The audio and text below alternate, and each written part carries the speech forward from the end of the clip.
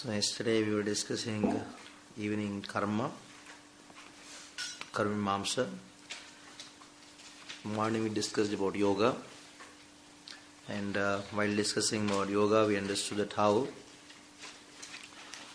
Patanjali in his Yoga Sutras he accepts Ishvara to nullify the problems which Sankhya, Kapila faced.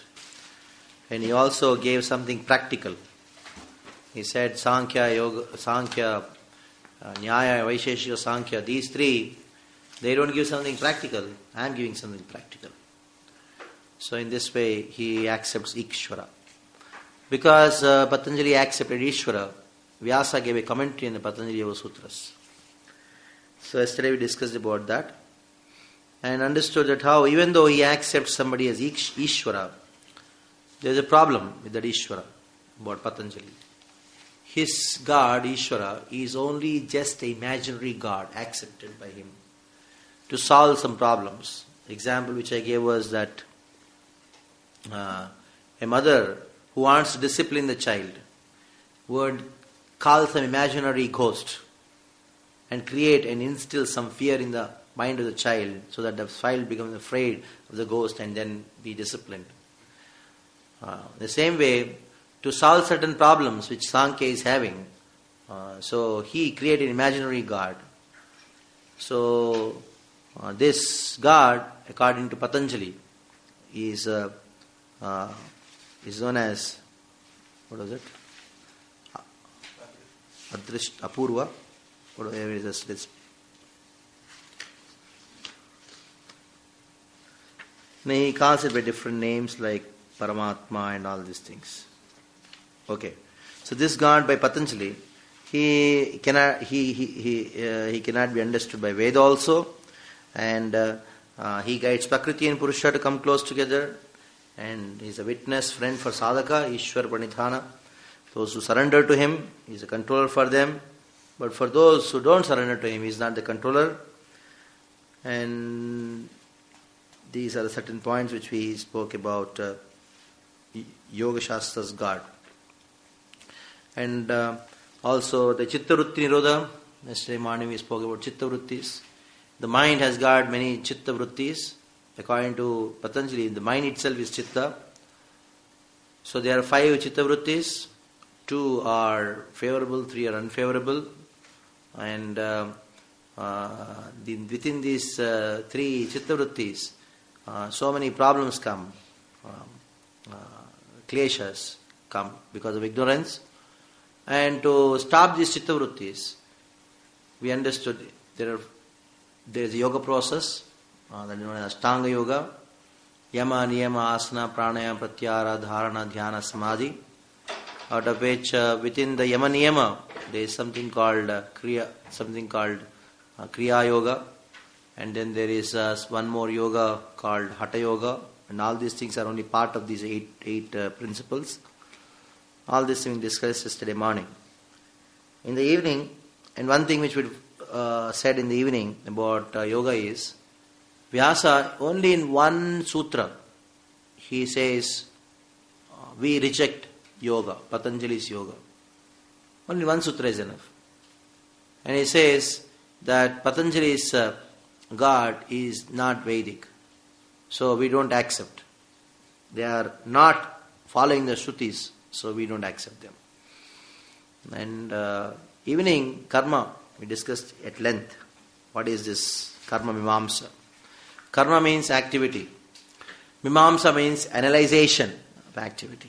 Karma mimamsa. So while talking about karma, we discussed that how they glorify Veda like anything. Veda is everything, Veda. But for them, they are more interested in rituals.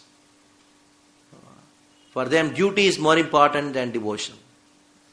If you want to summarize the entire Karma Mimamsa philosophy, duty is more important than devotion.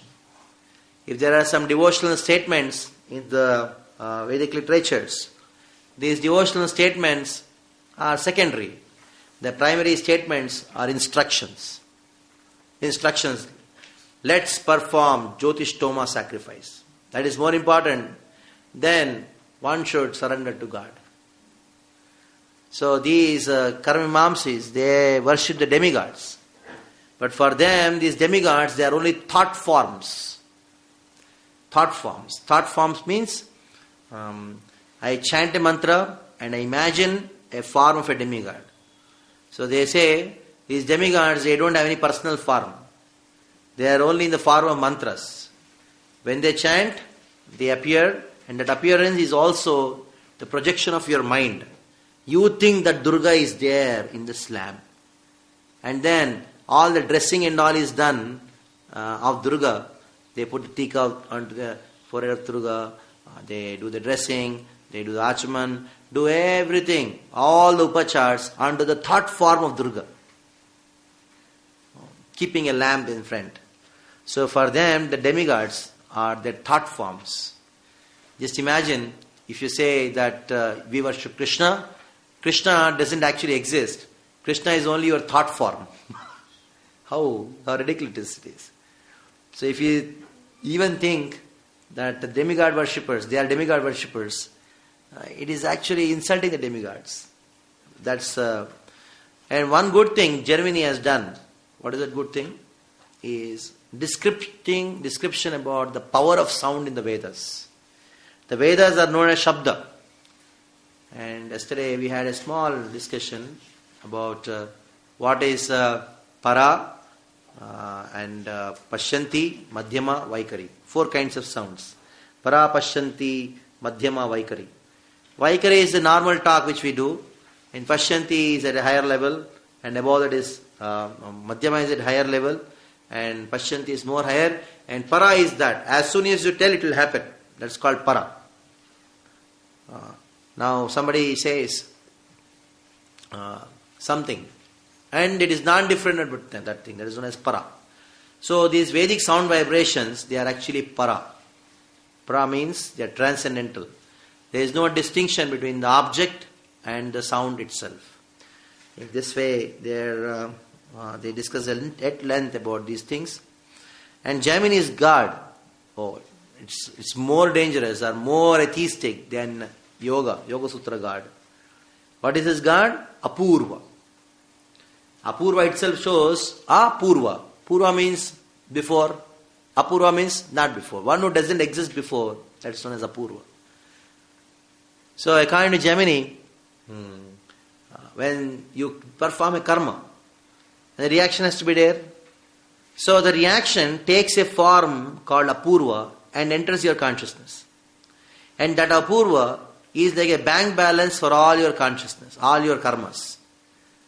So all the karmas, whatever you do, the Apurva collects. And Apurva gives the future bodies, the future situations, everything. So for Jaimini, Apurva is a karma phala pradata. Karma phala pradata means one who gives the karma to you. One who is a guidance for you to do, to give you situations, good, bad, ugly, whatever, bad karma you have done, good karma you have done. He is like a bank balance. So Purva. Now he is created by what? He is created by your karma. And because you are created by your karma, so he has to listen to you. In the sense that though he is the giver of your karma, you force him to give your good or bad karma to you. So that is why, according to the Karma Mimamsas, when they do perform yajna or do any karma, they just don't bother about the deity whom they are worshipping. They are only bothered about the ritual should be perfect. If the ritual is perfect, the result will definitely come. So it is not the devotional mood. The devotional mood is, I don't know, I cannot probably perform the ritual properly. Oh Lord, be pleased with my activities. My intention is there. Please bless me. So the dependency on the Lord is not there. Dependency on any deity. What to speak of Krishna, any deity. Even though they are worshipping Lord Shiva, some may worship Ganesha, some may worship Kartikeya. In the particular yajna they may do. So in that they see that we should do the ritual perfectly. Devotion has no value. And now what is the goal of these yoga karma mimamsas? The goal is enjoyment.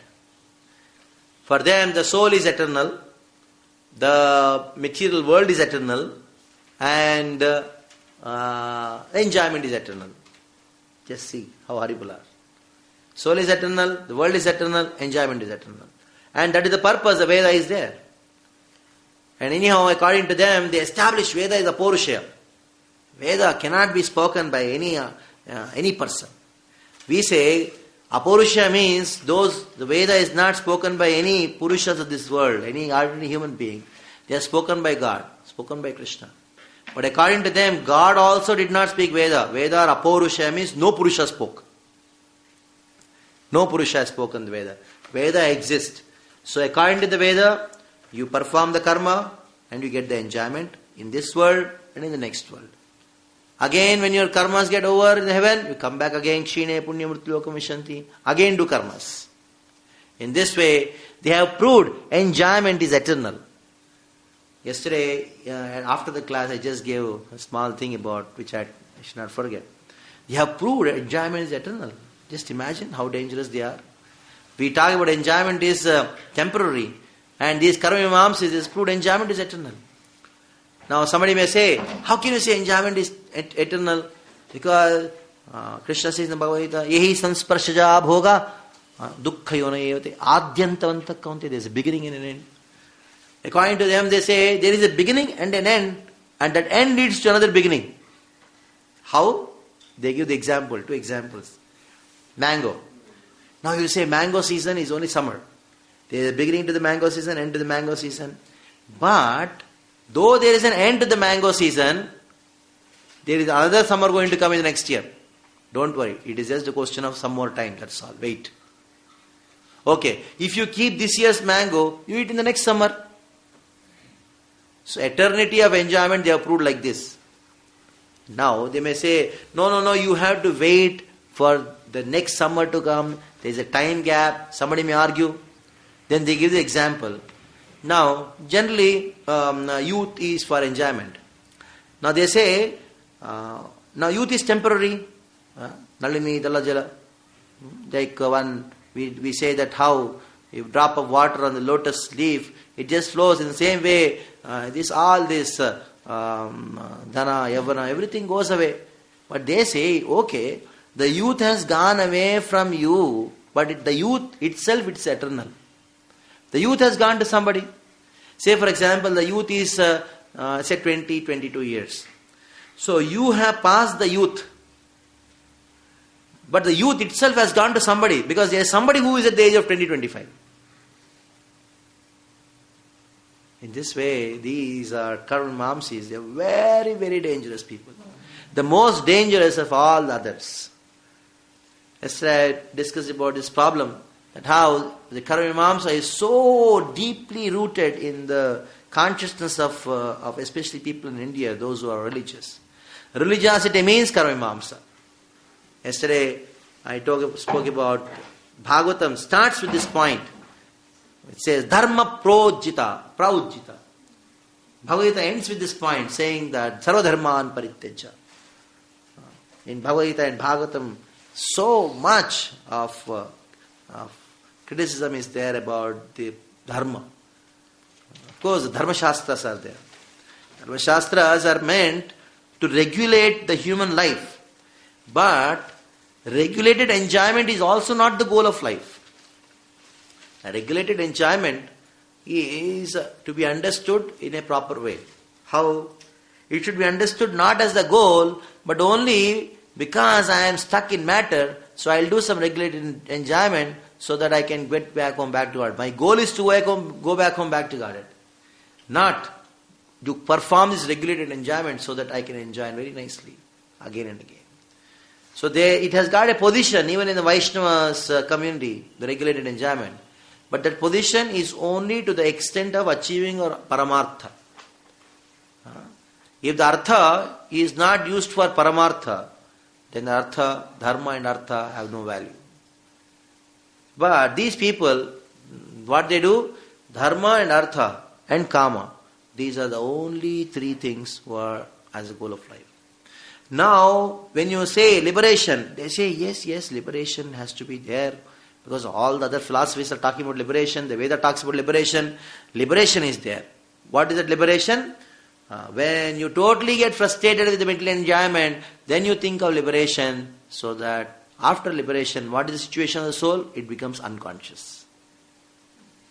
So they are talking about unconscious soul. Anyhow, because consciousness is required to enjoy. When there is no object of enjoyment, what is the use of consciousness? So no consciousness. So this is their philosophy, apurva philosophy. And according to them, like Nyaya Vaisheshikas, they divide the world into 12 objects from 12 pramayas. For them, there are only 3 pramayas. You should only know 3 things. Number 1, you should know the body, the senses. Number 2, the material world, the place where you are going to enjoy. Number 3, the objects of enjoyment. That's all. Bhogayatana means the place where you are going to enjoy, material world. And bhogya. Bhogya means the thing, object which you are going to enjoy, bhogya. And the third one is the person who is enjoying, bhogita. Means one who is enjoying. I am the person who is enjoying, and the place, this is the place, material world you can enjoy, and this objects are there in this world which you can enjoy. So it's a totally materialistic philosophy. They are very expert in chanting the mantras, Vedic mantras very expertly, and they don't compromise with any of the rituals. They get up early in the morning, they may worship Saligram, they chant so many mantras while going inside the bathroom, while coming out of the bathroom, while brushing his teeth, while taking water inside the mouth, while gargling one mantra is there, while spitting one mantra is there. It is there. And if you observe one karmakandi Brahmins, the time when he gets up till he takes his breakfast or whatever the thing is, you will find that he is just doing gymnastics. He will be doing something here, something here, doing something here, doing something here. He will be totally engrossed. He's not bothered anything about. He's only bothered about ritual. Even by performing the ritual, if the person whom he is worshipping, suppose for example he is worshipping Durga, and Durga comes and says, wait, he says, let me finish the ritual. That's called karma kanda. They're ritualistic Brahmins. Smartha. The word smartha comes from the word smriti. And these karmamamsis from the Vedas, they have derived smritis. They have derived agamas. What I spoke about agamas, they follow these agamas very nicely. Agamas is a part of smriti. So the word smriti, smartha comes. Those who follow the smriti perfectly without understanding the purpose. That is why the Bhakti Rasamrita Sindhu is also our smriti. One of the smriti is Bhakti Rasamrita, rules and regulations, how a Vaishnava should conduct. But Rupa Goswami, while writing the book, to show that this smriti is for Vaishnavas, it is not karmakanda, he uses these words. Smartavyas satatam Vishnur vismaratavya jatatis sarve vidinishedasur yetayoreva kinkara. This verse makes Bhakti Rasamrita Sindhu not a karmakanda book. If you see Bhakti Rasamrita Sindhu is followed by karmakanda is better way, then, but only problem is they forget this verse. Which verse? It's a very famous verse, everybody knows. Smartavya satatam Vishnur vismaratavya najatachit sarve vidinisedasyur yetayoreva kinkara. Means smartavya satatam Vishnur. Always think of Krishna. Next one is never forget Krishna. Both are same. Any difference? Any difference is there between thinking, always think of Krishna, never forget Krishna? Seems to be the same, but there is a difference. The difference is thinking of Krishna constantly is done by Bhagavad Vidhi. It is like pouring water into a pot. And not forgetting Krishna is done by the Pancharatrik Vidhi. Like covering the holes in the pot.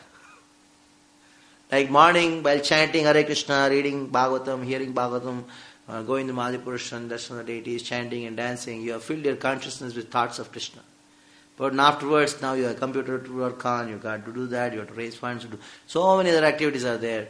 There are always opportunities that you may forget Krishna. So don't forget Krishna during the day, remember Krishna in the morning.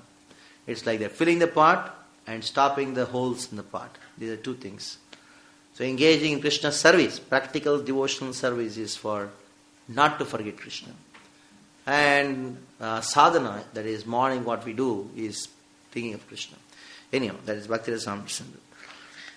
Now coming back to the point, these are the things which Jaimini spoke. Now we stop it there. We'll go how to refute. Refuting Jaimini.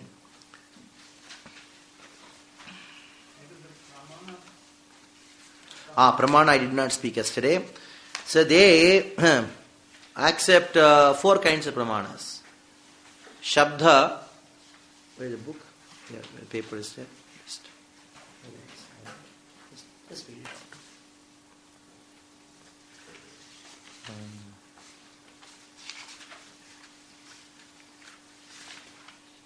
Valid source of knowledge. Mimamsa, like many other philosophy systems, places great importance on study of the nature and sources of valid knowledge, pramana. Mimamsa, there are 6 different sources of knowledge. That is perception, inference, comparison, testimony, postulation, and non-perception. See, this inference, which is written here, they don't accept inference in the way what the other pramanas, other schools of thought they understand. They only take postulation and non-perception. Postulation means arthapati. That is known as postulation. So arthapati means like this. You understand something by the non-existence of a thing. That is known as arthapati. The famous example given is this thing. You see somebody not eating anything. You tell, why didn't you take prasad? You say, no, I don't eat. But somebody may think, oh, he doesn't eat anything. But he's still fat. So that means he doesn't eat anything during the day. But night he is eating. So you find an absence of a particular thing in your perception. In your perception there is something absent, but exactly opposite is the case. That is, he is eating in the night. So that is their perception. And one more thing which they accept is postulation.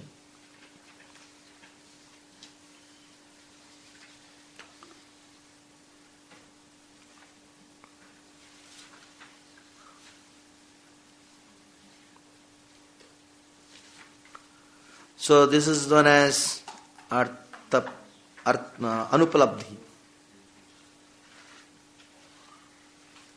Anupalabdhi means you don't perceive something. Anupalabdhi, you don't get it. From that you understand. So these are the 2 main pramanas for them. But even though these 2 main pramanas are there for them, ultimately it is Shabda. Shabda means Vedic literatures. They clearly say Vedic literatures have to be accepted as it is. No question of any anuman, no question of any mental speculation on Vedic literatures. Whatever the Veda says, it has to be accepted. In some places where Vedas don't tell something, then you can use this word. You can use anuman, you can use your mental speculation. So, let me read the entire thing. Mimamsa, like other philosophers, Anuman, according to Mimamsa, there are 6 different sources of valid knowledge: perception, inference, comparison, testimony, postulation, and non-perception. Non-perception is recognized as a source only by the school of Kumarala Bhatta and not by Prabhakara. Karma Mimamsa emphasizes testimony as a source of knowledge because it believes exclusively in the authority of Veda.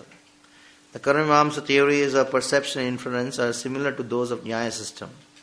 But Karmamsa theory of comparison is quite different from Nyaya, although both ultimately base their theories on similarity on two things, of which one is already known. So now postulation, Arthapatti is a necessary supposition of an unperceived fact to explain some apparently conflicting phenomena. For example, a person who does not eat during the day but constantly grows fat can be suspected of eating at night. This is not Arthapatti. This is not Arthapatti. So there are many things like that you can confirm from the symptoms. Actually, Arthapatti means understanding things from the symptoms, not by what you are hearing, what you are seeing. Symptoms. Somebody has malaria. So how do you understand the symptoms? Arthapatti is actually a kind of a symptom. One cannot solve the contradiction between fasting and growing fat unless he assumes that a person is eating at night. Knowledge of the person eating at night cannot come under the category of perception or inference, nor can be reduced to testimony or comparison. So it is Arthapatti. Non-perception. Anupalabdhi is a source of another's one's immediate cognition of non-existing things. One can know the non-existence of a thing by absence of its cognition. That is, if it is not present in the senses and it cannot be understood by any other source of valid knowledge. For instance, one can feel absence of a jar when it does not exist because it is not perceived by the senses. But one cannot say that the non-existence of a jar is inferred by its non-perception, because an inference is based on the universal relationship between the middle and the major term. If we again go back to that Nyaya, there were these things we find, middle, major term and all these things. Like for example, every day there is a glass here. One day I come and see, but I say, hey, where is the glass? Where is the glass? It is not here, but still it is non-existence. Because of non-existence, I think something exists somewhere. Where is the glass? So perception, though you are not able to see something, and you understand there is something because of the non-existence, that's called Arthapatti. So they use that also. Therefore, direct knowledge of non-existence of a jar can be explained only if a non-perception is recognized as a separate and independent source of knowledge. Ultimately, though they have inference and all these things, ultimately for them Veda is the ultimate thing. Especially those instructions in the Veda, which are in Vedic literature, in certain statements there is no speaker. It just says, let's perform Jyotishtoma sacrifice. Let there be a sacrifice. Let there be peace in the world. Like that. There are some statements like this. There is nothing like Indro Vacha, there is no Brahmo Vacha, nothing like that. So especially those things they say, they are not even spoken by God, they exist. Vedas are eternal. Sasti. Those statements. So this is about their pramana. Even though there is so much of inference and all, it is only Vyavaharika. Vyavaharika means for practical purposes you have to use inference. But for all ritualistic purposes you have to accept Veda. Practical purpose means you understand something, you want to know something, you want to get something.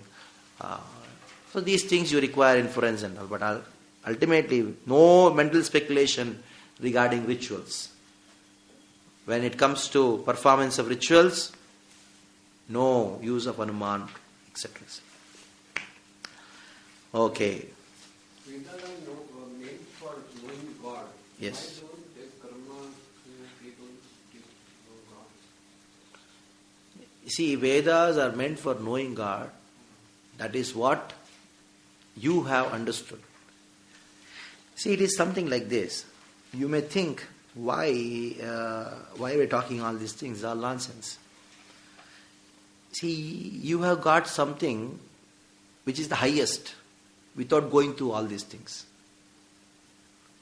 Vedas are meant for knowing God, but for many people, Vedas are not meant for knowing God. Vedas are meant for enjoyment. Vedas are meant for something. Vedas are meant for something else. Like that. For us, athato brahma jigyasa. Now for us, Vedas are meant for knowing God. But for these people, Vedas are not meant for knowing God. Like, this temple is there, or any temple is there. What is a temple meant for? So that you can go and worship the Lord. But for many people, my temple is meant where I can go and ask for some material benefit.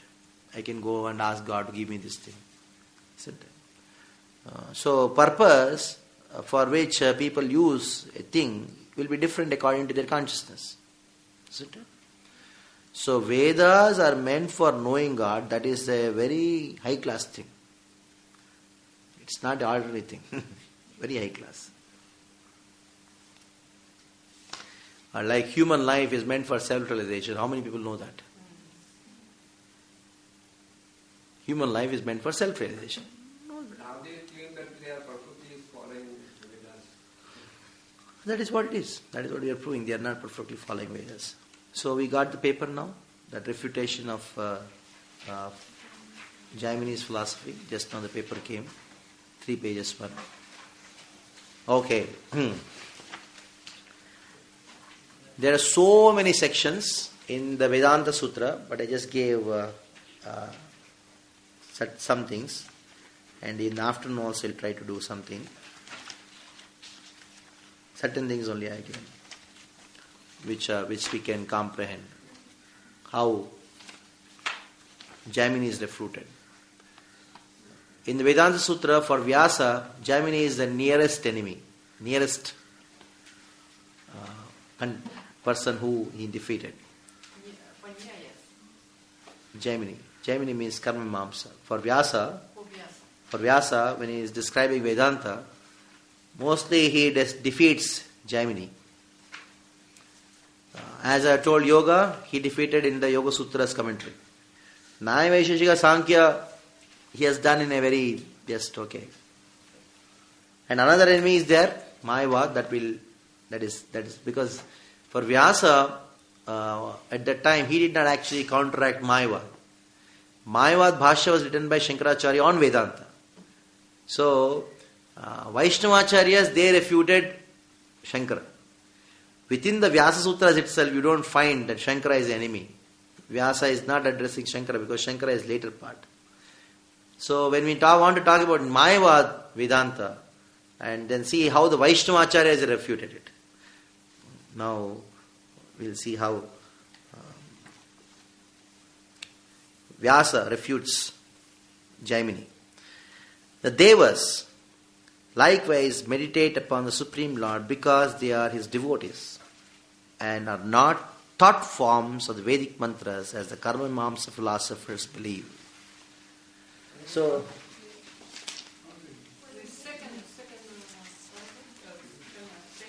first one? Jaimini's objections. Achha, how did you get that? Means which page? You can take any page. Say Jaimini's objections. Achha, you got that one? Okay, read that one. It's not a problem.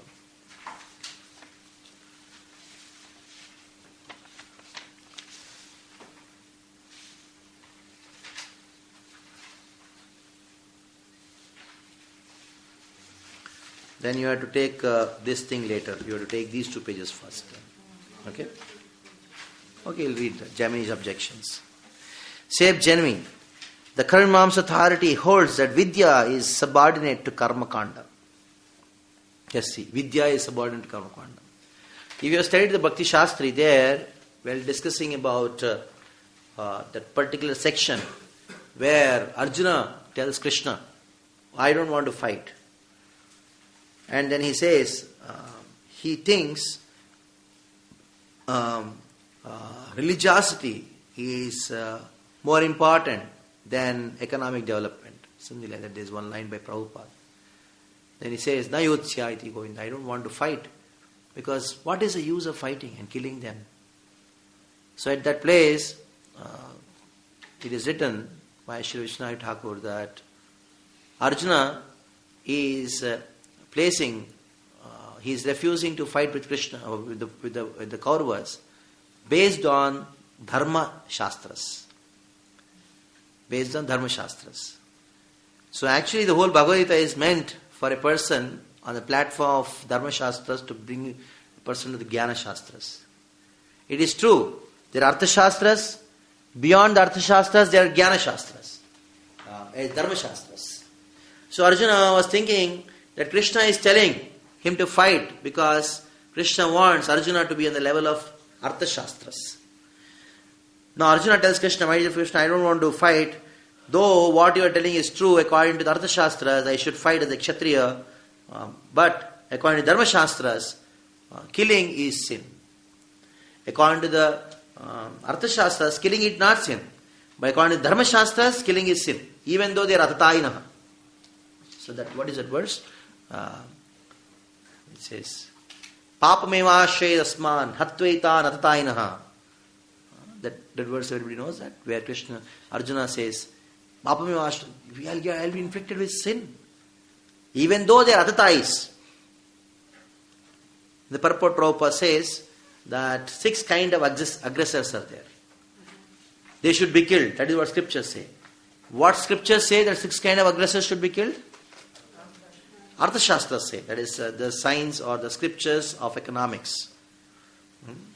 But beyond the Artha Shastras, there are Dharma Shastras. Now Arjuna telling Krishna, why you want me to follow some lower scriptures? I want to follow some higher scriptures, Dharma Shastras. According to Dharma Shastras, even though they are aggressors, they should be pardoned. They should not be killed. But Arjuna could not understand that there is beyond the Artha Shastras, there are Jnana Shastras. That was the problem which Arjuna had. So in one sense, the entire Bhagavad Gita, Krishna is speaking to bring a conditioned soul who is stuck up in Artha and Dharma to bring onto the platform of Jnana and ultimately Bhakti, which is surrender. Surrender to Krishna. Jnanava ma prapadyate sarvadharman parityajya mamekam sharanam vraja. So here, there are many people like this who think that Vidya, means knowledge, is inferior to karma. Like Gemini, the Karma authority holds that Vidya is subordinate to karma kanda, prescribed activities under Varnashrama. The scriptural passages glorifying Vidya are poetic exaggerations. He is claiming so. Arthavada. Oh, they use this Arthavada like anything. This word Arthavada. I'll talk about Arthavada later. Like the passages that glorify the sacrificial ladle made for wood of an auspicious tree. Just as such ladles enhance the performance of the sacrifice, so does Vidya enhance the performance of Karma Kanda. It is the lifelong duty of human being and is the only cause of liberation. The scriptural passages that advise the pronunciation of karma are meant for invalid who have no other means of salvation. This is what the Karma Kandi says. In the moment the Chinese can, what people say, you become useless. That is why. That is what those in India especially, people even now the people come, the parents sometimes there one or two instances happen. One family came, the boy, and the father was telling, you see, we want to make our son join ISKCON. Then I told him, what is this? First time I'm hearing this. This never happened in history. Then I started, we're very fortunate you have got that thought. He said, this is the first time practically it's happening like this. Then he hears the entire thing later on. His son is a mentally retarded person. Then his father says, ये तो हमारे लिए कुछ काम का तो है नहीं, भगवान का भजन करेगा तो चलेगा. Anyway, it's not useful for us. He cannot do anything in the world. So you take it. It's like garbage. They think ashram is a garbage where just you can put kachra. I don't want so. That's correct. So anyhow, I'm useless. He's useless. So renounce. Give up karma. If you're useful, then all Japanese philosophy. He is their guru. Karma is everything. So now, when scriptures are talking about the glories of Vidya, glories of spiritual knowledge, So much of the glories of the spiritual knowledge is spoken in the scriptures.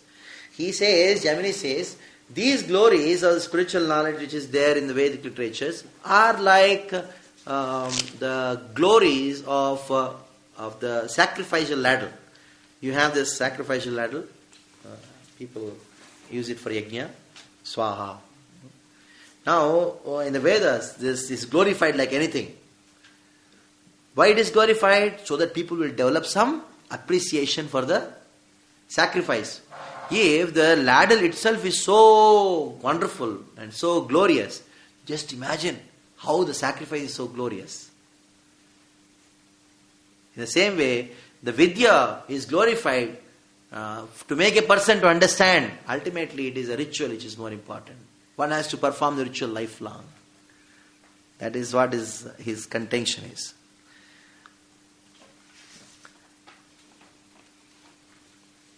Next one.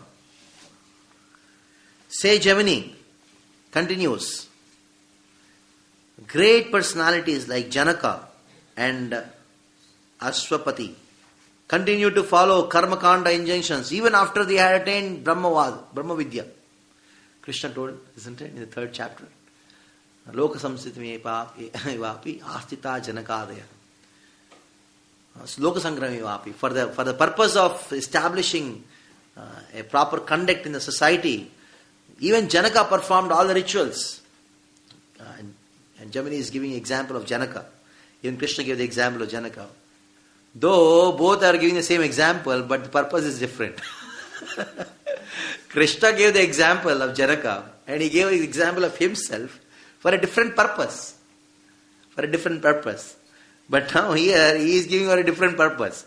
So just because the same example is given, that doesn't mean the purpose is the same.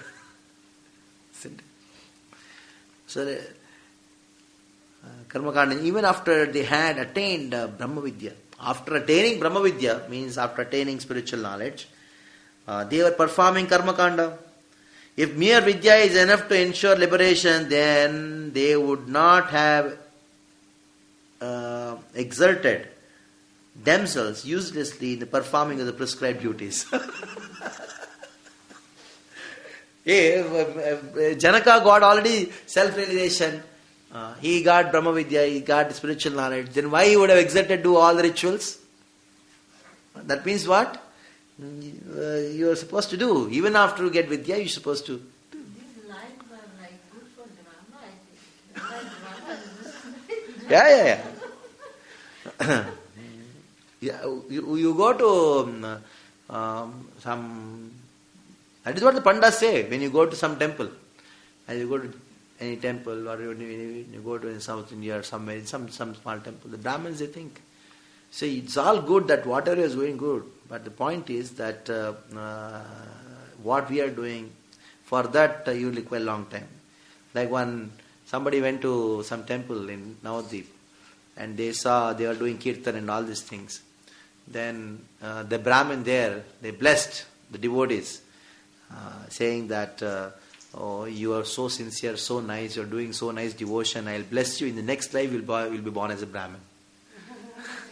Then the devotees came back to Prabhupada and told this thing. The Prabhupada told a story. You know the story about an old lady in a village. It so happened that the sarpanch there, the local sarpanch, he took away all the property and all these things.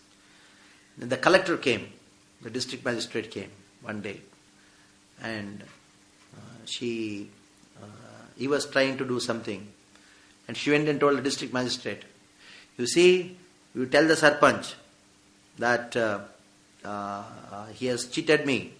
If he doesn't do things properly, give the property back to me, I'll call the police. I'll call the police constable. She doesn't have any idea what exactly is. She's talking to the collector these things. That I'll call the police. Collector is a big authority, means district man is a big authority. For her, this is what is all in all. The traffic policeman or the small constable is a big person for her. So they don't know the hierarchy. So this Brahmin is thinking that I'll bless you, so that next life you will become a Brahmin. What blessing is it? It is like this old lady blessing the collector, saying that, oh, if you do my job properly, now I'll bless you that you will become a constable. What is the collector by? About 50,000 constables are working under him every day. What kind of blessing? Is it the blessing or not? Prabhupada told this story at that time. Actually, the devotees became very happy when they got the blessing. And they came to tell Prabhupada, Prabhupada, this is the blessing we got. And Prabhupada told the story.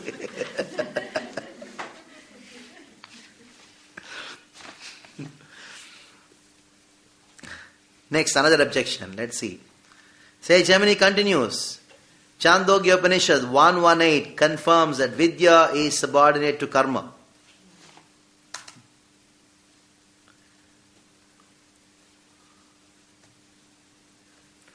So he continues that Vidya is subordinate to karma. There is one place in Chandogya Upanishad. So let us see where that is. Gemini continues. Brihadaranyaka Upanishad 442 declares that both Vidya and karma take hold of a man after death and carry him to the heavenly regions. Therefore, Vidya is not independent of karma. Let's see. Next.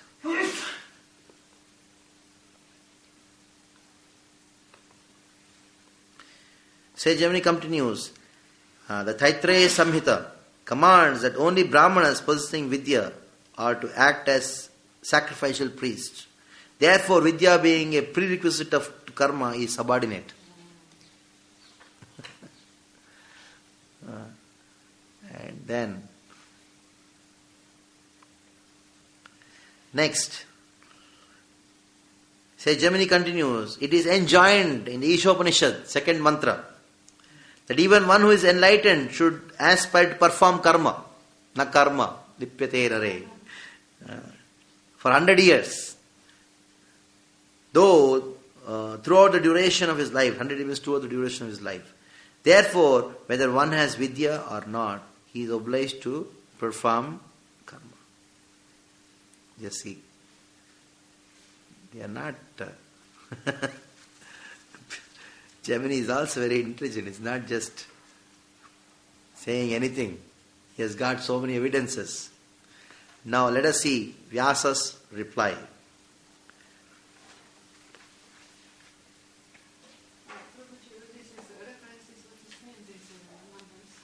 Yeah, I'll give you that. Because... But that way, whole life we have to do some karma. Huh? That was... Yeah.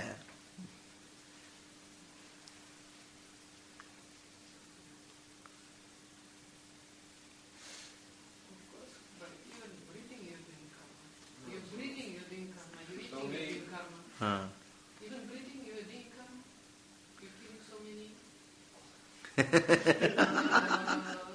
small living entities in the air. Yeah. By breathing, so you're Okay.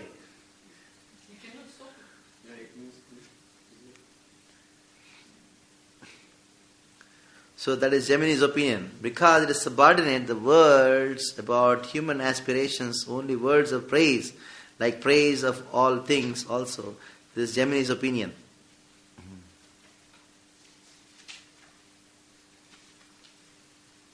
Gemini is his own, big, talks about big things. Okay, now let's see what Vyasa says. Srila Vyasadeva replies, Vidya is superior to karma because that is a version of the revealed scriptures. Karma is only an indirect first step to the Vedic path to Vidya, full Krishna consciousness. The direct method to Vidya is bhajan, worship of the Supreme Lord. One who takes bhajan may abandon prescribed duties without fear. So, this is what Baladev Vidyabhushan talks about.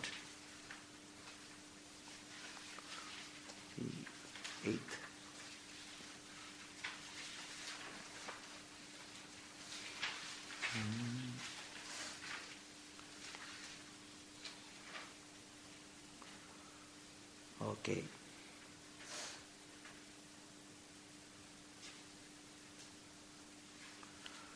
This is the fourth pada, eighth sutra.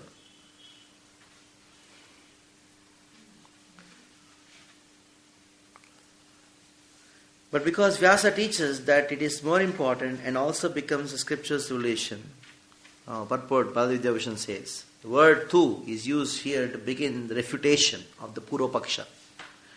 What is the refutation? The truth is that transcendental knowledge is more important than Vedic literature. Why is that? The sutra explains, Upadeshattu Bhadarayana Yasmin, because Vyasa teaches that it is more important. Vyasa's opinion here cannot be uprooted. For the Shastras explain, Tad darshanat, also because scripture's revelation in Brihadaranyaka combination. Tametam vedanucharanam brahmana vidishyanti. By Vedic study, celibacy, austerity, faith, yajna and fasting, the Brahmanas strive to understand him. One who understands him becomes wise.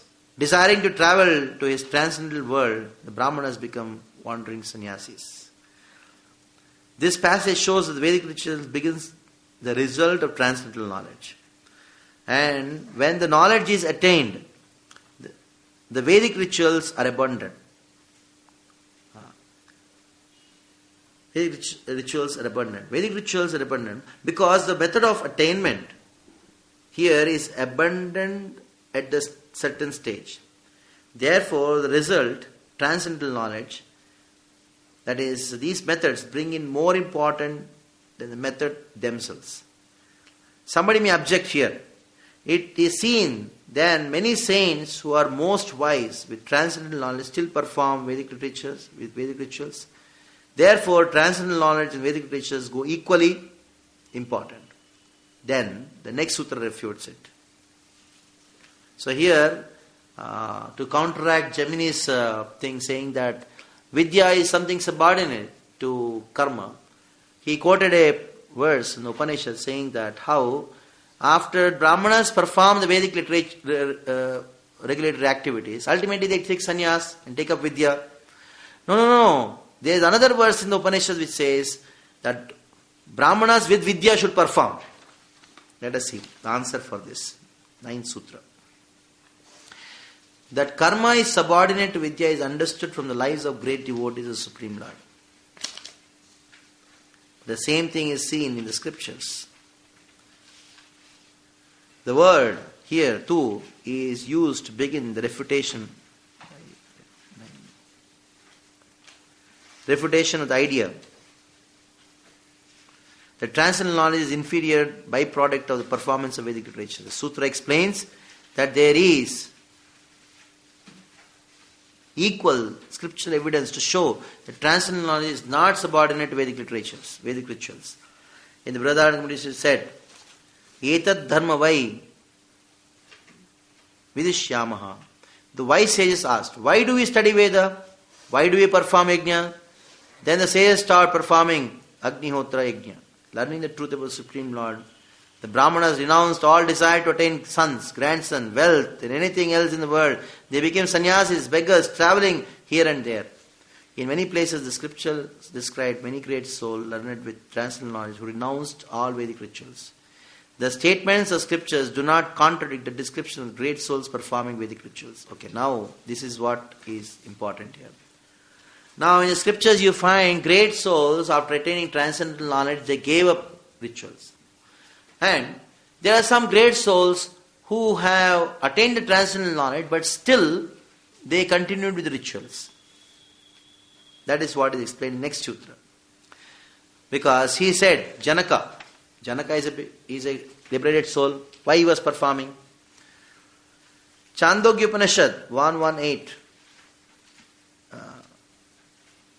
referring to Udgit Vidya, a particular kind of ritualistic knowledge. It's actually Udgata Vidya, and not Brahma Vidya. knowledge of the Supreme Personality of Godhead. While Udgita Vidya is an aspect of Karma Kanda ritualism, Brahma Vidya is not. So, there is another. Refers to Sutra 4, does not have all transcendental at the scope. It refers to Udgita Vidya only. It's a Udgita Vidya. Therefore, all transcendental knowledge is not subordinate aspect of Vedic literatures. So, there is one Vidya called Udgita Vidya, which talks about how one should perform the ritual. So, this was performed by those who are Gyanis, those who are on the platform of Vidya. So in the next sutra, Vyasa refutes this point, saying that the statement from the Taittiriya Samhita that a knower of Brahman should be appointed to perform sacrifice refers to Brahmanishta, a faithful student of the Shabda Brahman, the Vedic sound, whose knowledge is Shabda Jnana. It does not refer to Brahmavit, a knower of Supreme Brahman. So now, in some passages it is mentioned, only those who know Brahman should worship or should do the ritual. Now here Vyasa says that those who know Brahman means those who know the ritual properly, because Veda is also called Brahman. That is how he refutes. The Brahmavit is situated in pure consciousness and thus engaged in loving devotional service, not materialistic rituals. A Brahmavit means those who know Brahman or Supreme Lord. They are already situated in love of God, so they don't require rituals. So in this way, the argument goes on. All Gemini's arguments are refuted. One who is situated in Brahma Vidya, Krishna consciousness, cannot be engaged in karma. There is therefore no injunction that he must continue performing ritualistic karma even after attaining liberation. Rather, he is enjoined to work for Krishna. So a person who has attained Krishna consciousness, Brahma Vidya, he doesn't have to do any karma. He is working with Krishna. Say Gemini interprets the Ishopanishad mantra like this, which is actually a glorification of Vidya, that says, one in Krishna consciousness can perform karma for 100 of years and not be bound by it. Ishopanishad second mantra, what is it?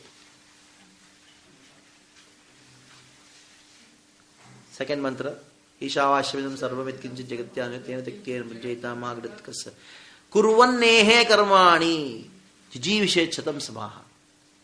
So now Gemini interprets that mantra saying that one should work for 100 years. But the mantra says, kurvan eva iha karmani. If somebody performs with this understanding, what understanding? Everything belongs to God. That means this verse is actually glorifying the first verse or first mantra. Is a thing. One who works with the consciousness of the first mantra is not bound by karma. That verse is actually a glorification of Vidya rather than encouraging karma. But they just take one part of it. Kurvan eva iha karmani. Iha karmani means in this world you just go on doing karma for 100 years. Jijivishechatam samaha. And if you do this, na karma lipyate nare. You will not be bound. So this verse actually was quoted to me by one Karmakandi Brahmin when I went to my hometown after first time after 3-4 years in his class. So then he told me, see, you have to live for 100 years performing karma. Then I told, where is it mentioned? So Ishopanishad talks about it. So they quote like this. Perform karma for hundreds of years, not be bound by any results. Such is the power of Krishna consciousness, that even if a devotee engages in routine work for maintaining the body, he is not subject to reactions. So this is how the karma is refuted. By Gemini's objections are refuted, saying that one who has performed, one who has come to the platform of Brahman or got Brahma Jnana did not perform karma. So, how to understand that section of Bhagavad Gita where Krishna says, Astita Janakadaya. If you see in that particular section of the Bhagavad Gita, Krishna, what is he telling? What exactly he wants to tell? It's a very important point need to be discussed at that particular section of the Bhagavad Gita. That is, just because I am self-realized, that doesn't mean that I'll give up my responsibility. I being self-realized is not the reason for me to give up my responsibility. I don't have to perform my responsibility. That doesn't mean I'll give up my responsibility. So that is the meaning for which Krishna wanted to tell Arjuna this particular sentence. Astita Janakadaya. Janaka and others, they are great souls. They are self-realized. Lord Ram is the son-in-law of Janaka. Not an ordinary person. But still he performed karma. Why he performed karma? Loka Sangraya. Because in future, some people will come and then they are not qualified to give up responsibility, but still they will give up saying that, oh, Janaka did, I will also do. Then there will be utpat. There will be great trouble in this world. Without qualification, if somebody gives up responsibility, gives up one's karma, then the problem comes. So, there are some who, to set an example to this world, what they do? They continue to performing their responsibility, in spite of they being self-realized. So, after self-realization, if somebody performs a responsibility, they will not be na karma lippyate nare. They will be not bound by these reactions.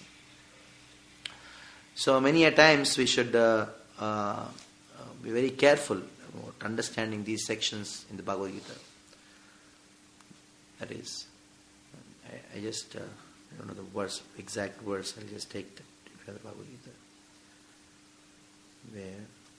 Where he says, just take the Bhagavad Gita and see.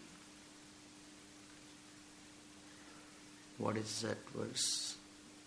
Bhagavad Gita, anybody knows? 3rd chapter, maybe somewhere in the middle. Just open the Bhagavad Gita. Karma.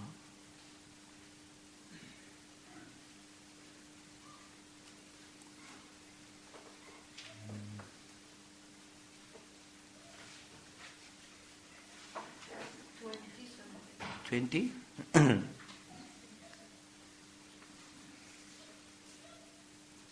Yo bhunte sthireva sa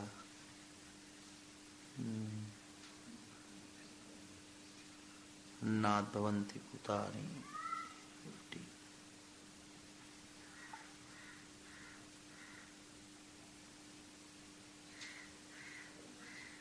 I don't know. This is the verse. He says, Yes tvatmaratireva syat atmatriptascha manava atmeva hi santushtascha karyam na vidyate. One who is satisfied on the spiritual platform, for them there is no karya, there is no work to be performed. Next. Naiva tasya kritenartho na kriteneha kaschana nayasya sarvabhuteshu kaschit vipashrayaha. He says, a self-realized man has no purpose to fulfill in the discharge of his prescribed duty, nor has he any reason not to perform such work. It's a very important verse in the Bhagavad Gita, 3:18. Where a self-realized person has no purpose. He doesn't have to do. So he doesn't have to do, that doesn't mean he will not do. That is the Siddhanta. Nor any need to depend on any other living being. This is specifically meant for a Grihastha. The Grihastha, by devotion he is self-realized. But I am self-realized Grihastha. That doesn't mean I will not take care of my wife and children. That's why it is. Now, somebody may say, I am not interested in taking care of my wife and children, I am self-realized. So, self-realization is not the reason for you to give up responsibility. Definitely, self-realization, if you have attained, you need not perform responsibility. I need not perform responsibility, that doesn't mean I do not perform responsibility. Like for example, there is a temple president or some is a very GBC or zonal secretary or something like that. He need not clean the temple floor. Okay. But that doesn't mean his position, because of his position, he should not clean the temple floor. He can clean. He need not do it because he has got higher responsibility to accomplish. But that position should not be the cause for him to think, no, why I should do that? Then wrong. In the same way, somebody who is in a grahastha ashrama would have attained self-realization. That should not be the cause for him to give up his responsibility. That is the intent of this particular verse. To support it, Krishna says, Tasmad asaktam satatam karma sada samacharaha asakto hyacharam karma paramapnoti purushaha. And he says, therefore, without being attached to the fruits of the work, one should act as a matter of duty. For by working without attachment, one attains the supreme. And then he gives an example how those people have done. Karmanyeva hi samsiddhim mastita janakadeha loka sangraham evapi sampashyan kartrumarhasi. Then he says that kings such as Janaka attain perfection solely by performance of prescribed duty. Therefore, just for the sake of educating people in general, you should perform your work. So, Jamini quoted this particular thing. You see, after attaining Brahma Jnana, self-realization, Janaka still continued to perform his prescribed duty. So, after Brahma Jnana, one should perform prescribed duty. That word should is the problem. After Brahma Jnana, one can do it or may not do it, may not do it. It is not that he has to do it. It is not one should. He may do. He may not do. That is up to him. Narada, he had no requirement. There are many, many great people like this who just renounce the world just after attaining Brahma Jnana. This is the philosophy here. Okay. Now let us go to Gemini's other aspect, third page. So here one, there is a prescribed duties also and there are karma kandas also. Prescribed duty means karma kanda. Prescribed duty means karma kanda. But karma kanda, prescribed duty and karma kanda, when you do prescribed duty as service to Krishna, that is not karma kanda. But just prescribed duty is karma kanda. Without Yeah. Krishna, without Krishna. Yeah.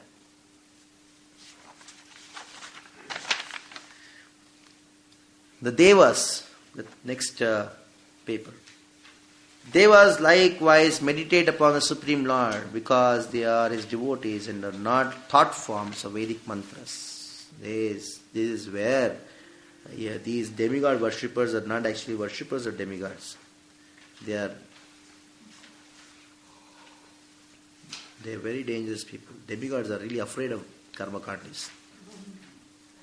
That is so. They make the karma kanda, because I have seen these rituals happening. Yesterday I gave the example of how those Brahmins who are doing karma kanda rituals, when one of the lower levels of some Kala Vairava whom they were invoking, and he did not come after chanting some mantra, after invoking so many mantras, they were like just thinking, let me see why he will not come, like that, in a challenging mood.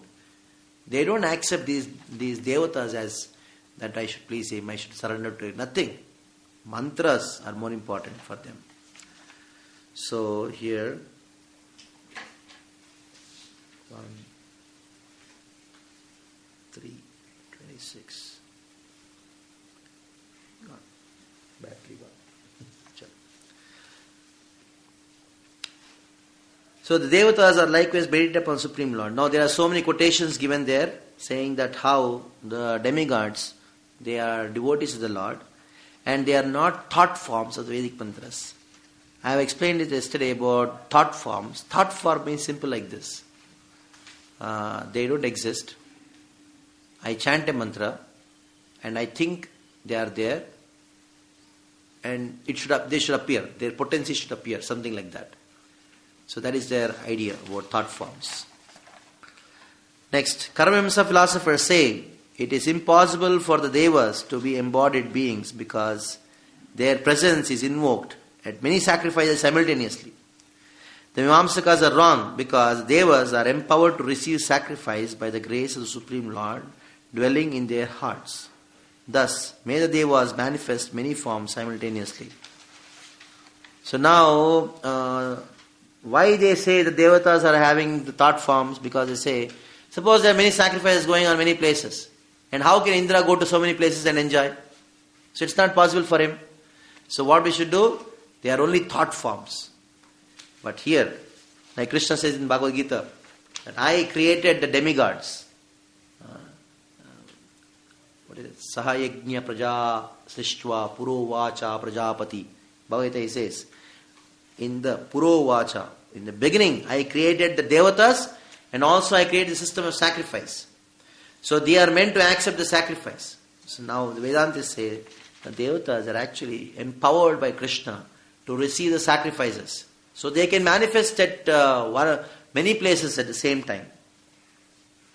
So, going further, Karamimamsa philosophers reject the explanation of the devas as embodied beings on the grounds that it contradicts the Veda in which the name of the deva or devas are found. The reason that if the Veda is eternal, the devas must also be eternal, since their forms are non-different from their eternal names.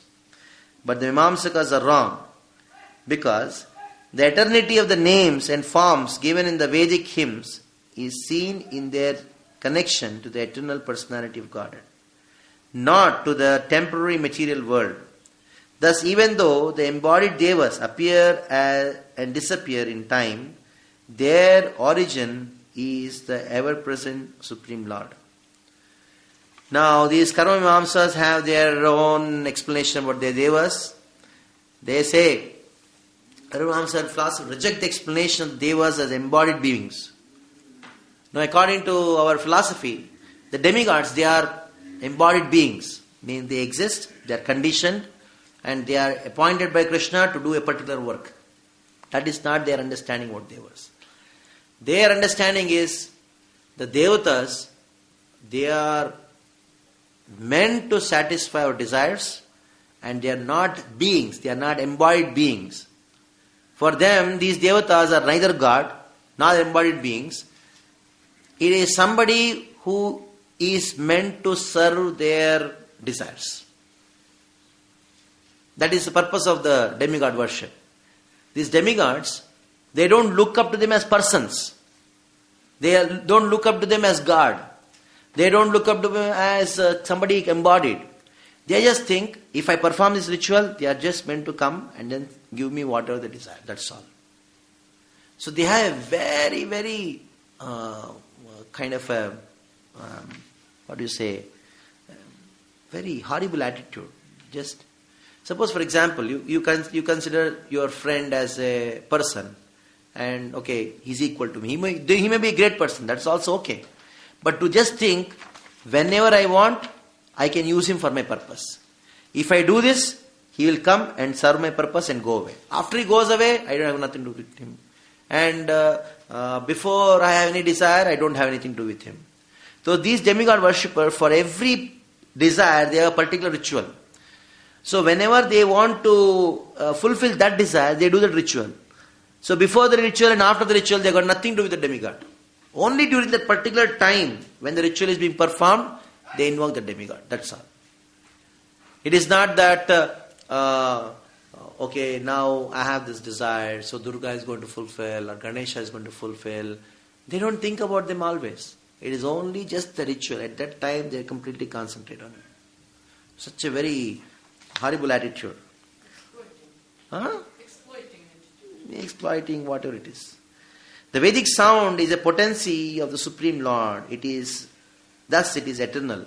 Now these karmakandis, they don't accept this point. That Vedic sound is eternal and it is the word of the Lord. But this is one of the problem with them. The Supreme Lord's instruction to Brahma on his work of creation convey that the same names and forms of the previous creation. Thus, they manifest again and again. Now, for the karmakandis, they don't accept this kind of creation again and again. They just say the world is eternal. The material world is eternal. But here, the Vedantas clearly say, the Supreme Lord's instruction to Brahma on the work of creation convey that the same names and forms of the previous creation, thus they manifest again and again. Manifestation is there, unmanifestation is there. But these karmakandis, they don't accept this kind of pralaya and all these things. Say Gemini, chief of the karmakanda philosophers, says that the demigods have no reason to meditate on the Vedic sound because they have attained all these. They have attained all there is to attain by such meditation. No, the point referred here is, now they think, these people or karmakandis, they think that the demigods, they don't have to do their karma. Means they don't have anything to do with Vedic mantras. But here we clearly say even the demigods, they worship the Supreme Lord. Srila Vyasa declares that the devatas meditate on the Supreme Lord as a self of their self. So, Pashyanti Surayaha, that verse is Aditiya Chikshurasha, Tad Vishnu Paramam Padam Sada Pashyanti Surayaha. Quoting this verse, Vyasa says that how even the demigods, they are looking up to Krishna's feet. If the God is in the law of karma, he could neither be infinite nor all-knowing. Now ultimately, Vyasa refutes them saying that if God is under karma, what kind of God is he? I perform karma and I force God to give the results of my karma. What kind of God is he? So ultimately the karmakandis have no bearing with this, with Vedanta, because they don't accept an all-knowing, all-powerful God. So there's something about karmakanda. Now we'll go to Vedanta. That's the last subject. Verse. Yes. One little clarification.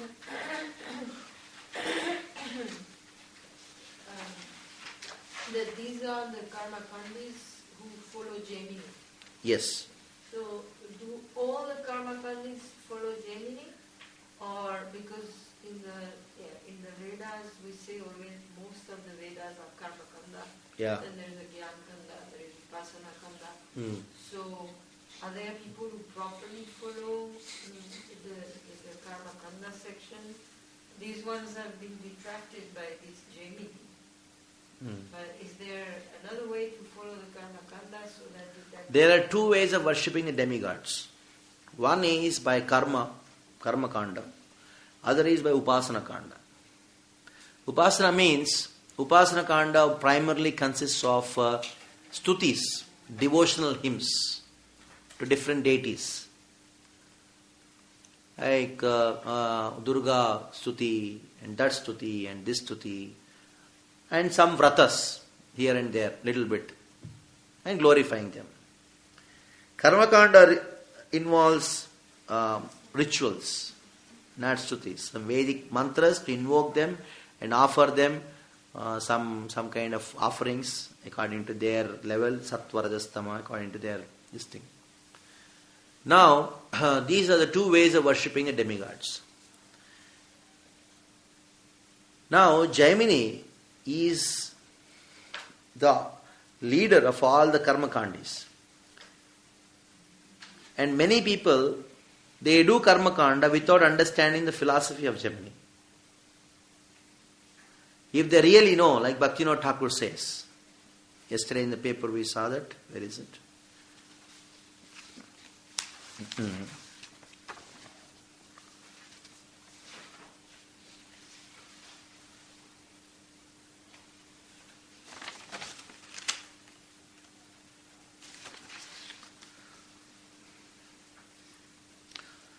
person of purified intelligence and not attracted to Gemini's Apura philosophy of life force of some Western thinkers. Anyone who follows the philosophy becomes seated. In India, the Smartha Panditas who quote Gemini's Apura philosophy in their writing, all believe in God's grace and in a blissful existence in the spiritual world. But if they knew the truth that Gemini's Apura philosophy is opposed to even God's existence, they would at once turn their back on Gemini and his ideas. Gemini knew well that belief of God naturally stays in the heart of beings. Therefore, in his Apura philosophy, he carefully and cunningly crafted an imaginary God who bestows the results of actions. So now, as much as there are so many people who are following something without knowing the philosophy, like Jain. Somebody says, I am a Jain. Like yesterday I told the story about Bhaktivinoda Thakur asking somebody.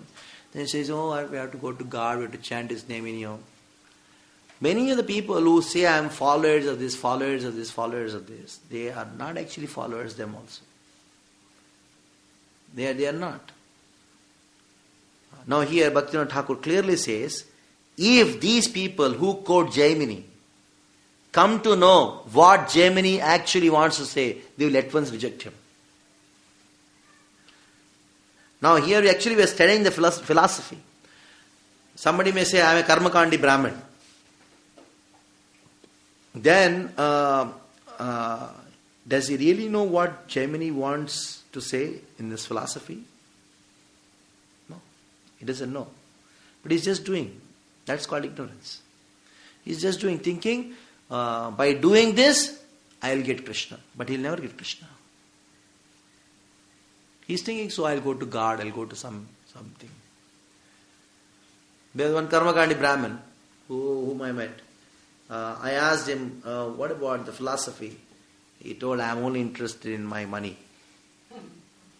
I'll do this karma, I'll get some money, and because I have to take care of my children, I don't want my children to become like me. I want them to become engineers. That is what they're interested in. Actually, like yesterday Matthew was talking about Mahesh Yogi's meditation. So they were just doing some practical aspects which they tell, but they don't know what Mahesh Yogi's philosophy is. Isn't it? We cannot just say that they are followers of Gemini. Followers of Gemini are who knows the philosophy and really follow it. Yeah, very, very few. But they practice rituals, that's all. Practice rituals. How many people you think these days are doing the karma kanda and going to heaven? Hardly anybody. Do you think anybody is doing this karma kanda, what these Brahmins are doing outside? They just go and then do some that sanskar and this sanskar, they will go to heaven.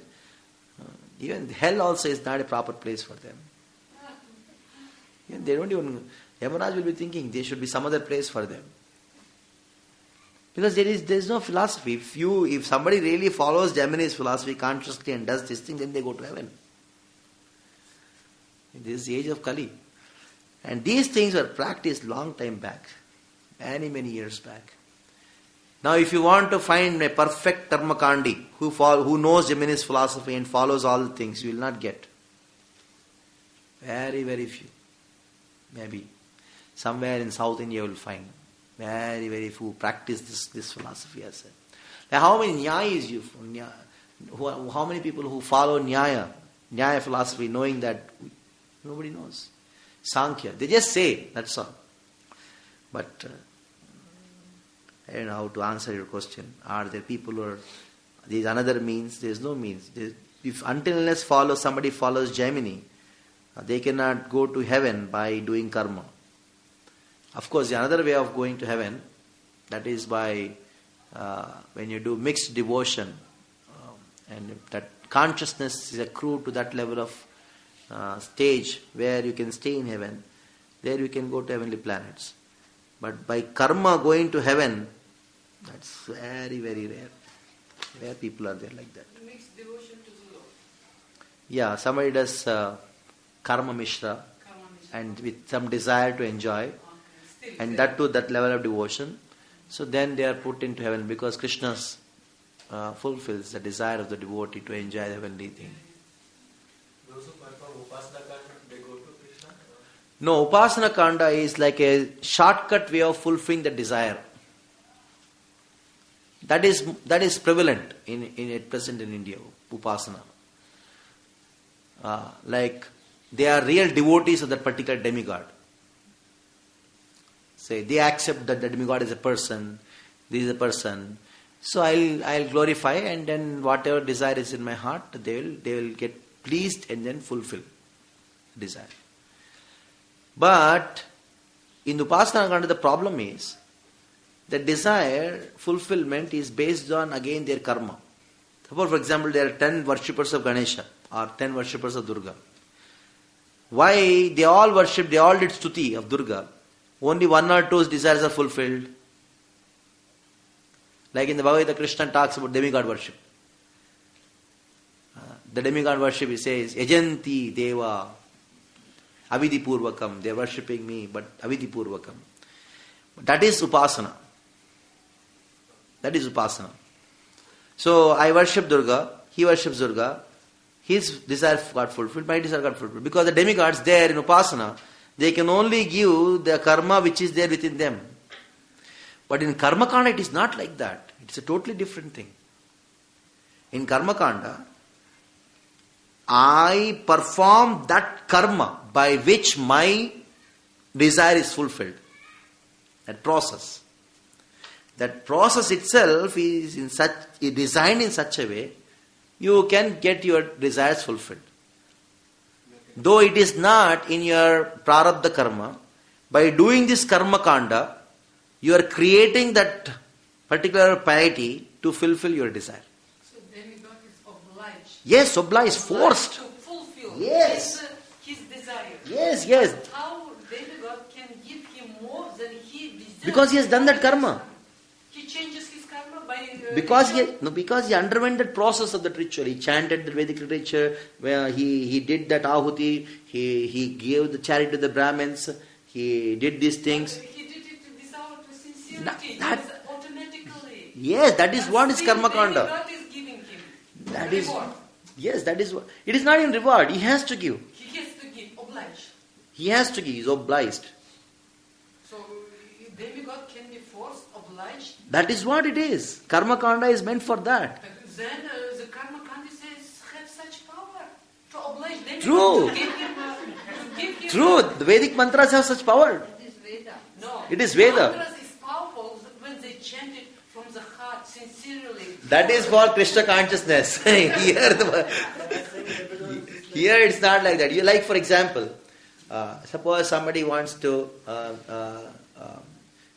a 12-year-old boy wants to buy a cigarette. Okay. He goes to a panwala and then gives him 100 rupees note and says, give a cigarette. The panwala doesn't want to give. Yeah. Because But he's he's- boy. He's given. But he's forced to give Yeah. because he paid that 100 rupees. Isn't it? So these karmakandis, they are chanting that Veda and doing that particular ritual mentioned in the Veda Very strictly. very strictly. And they are not concerned about the person whom they are worshipping. They are only concerned about the ritual. Because they know that by doing this ritual, that God is bound. The demigod, whoever they are worshipping, is bound to give the result. In Upasana, it is different. In Upasana, oh Durga, see I am doing this. Durga becomes pleased. Because Durga ultimately is a person. And then sees, I cannot give you because it's not in your karma. So she doesn't give. In Upasana, not everybody's desire is fulfilled. Generally, what is going on demigod worship these days is Upasana. Like in North India, you have a lot of vratas. In South also, you have a lot of vrata. That vrata, this vrata. During that vrata, they sing some songs to a particular demigod and then do some kinds of offerings there. And that is not karma kanda. Karma kanda is See, it is very difficult to explain this, put across this idea, because most of you are not seen it. That's the reason I'm not able to really get my things across. Yeah. If you have traveled south and stayed in some karma kandis place, then you understand what actually karma kanda is. How? See, upasana kandis, they are good people to talk to at least. The karma kandis they are not. They are rakshasas in one sense, I'm telling you. Rakshasas. They are so horrible people. If you talk to them, you'll understand that asuric thing which is coming from their consciousness. Like this is saying that those demons who are not killed by Krishna, they appeared as Brahmins in Kali. Isn't it? They're saying, I don't know where it is from, but it is truth. You can find they are asuras actually. They may be getting up early in the morning, doing everything, but for them, ritual, do the ritual and get your desire fulfilled. That's all. What about also the ones who were cursed by Daksha's party? Yeah. They are also. They are also. Otherwise, if they are really Brahmins, do you think Prabhupada would have caught many of them and then made them devotees? He could not do that.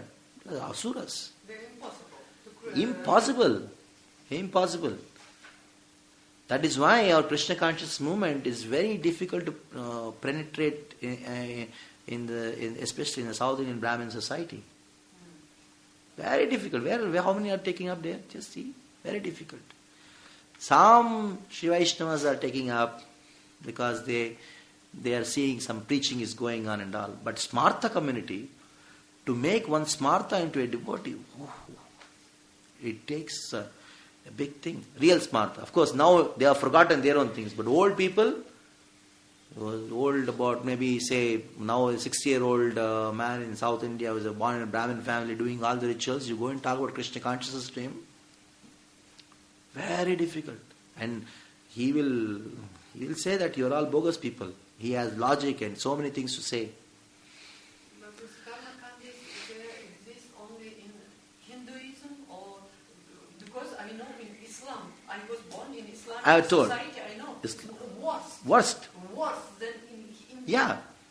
Worst. I was born Even in Christianity, the Old Testament, they have this thing that the animals being killed and then putting, there are all whole rituals about Yes. how to do, How to cut the throat, so many mantras, reciting. yeah, this is what it is. Killing animals, and if you will preach them, don't kill it, you will go to hell.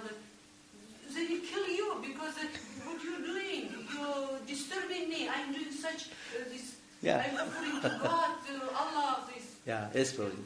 You told not found the real karma mimamsas nowadays.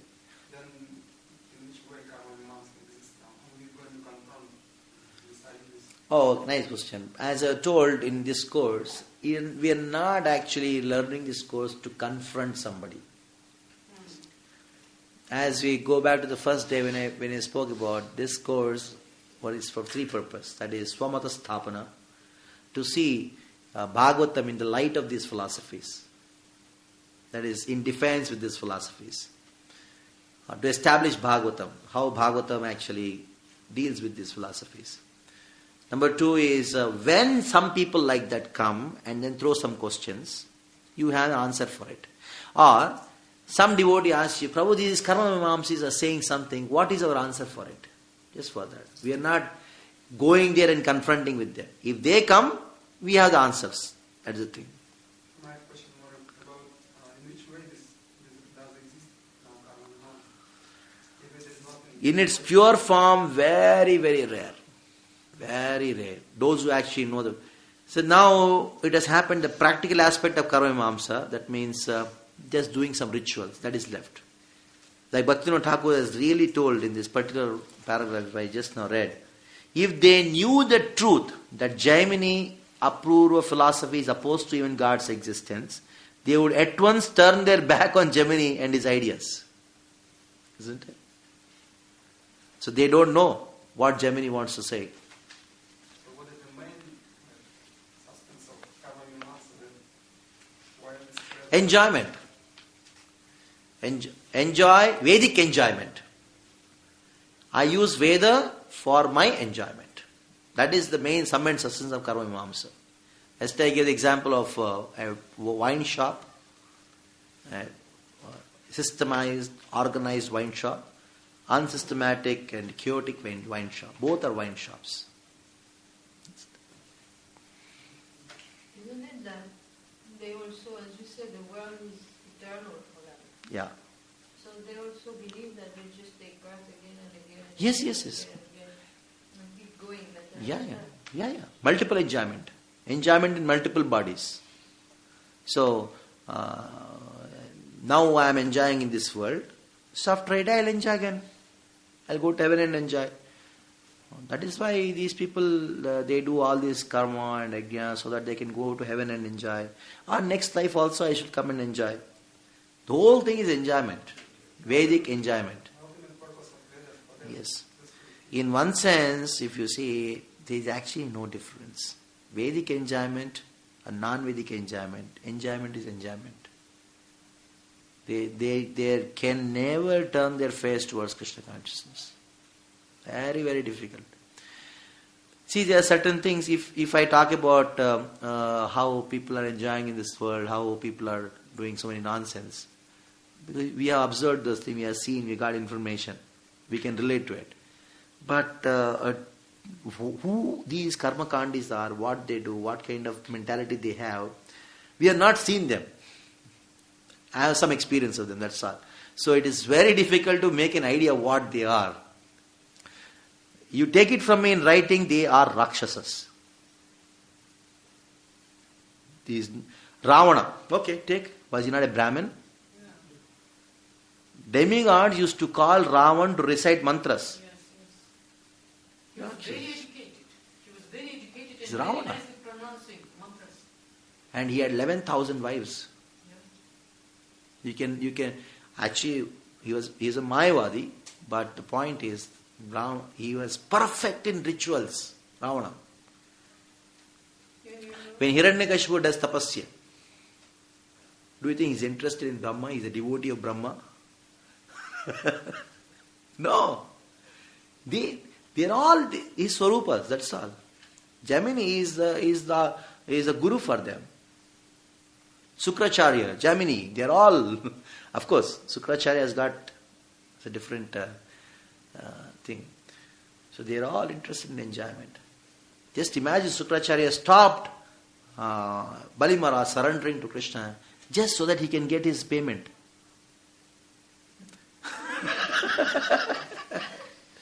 That's called karma kanda. Karma. Sukra.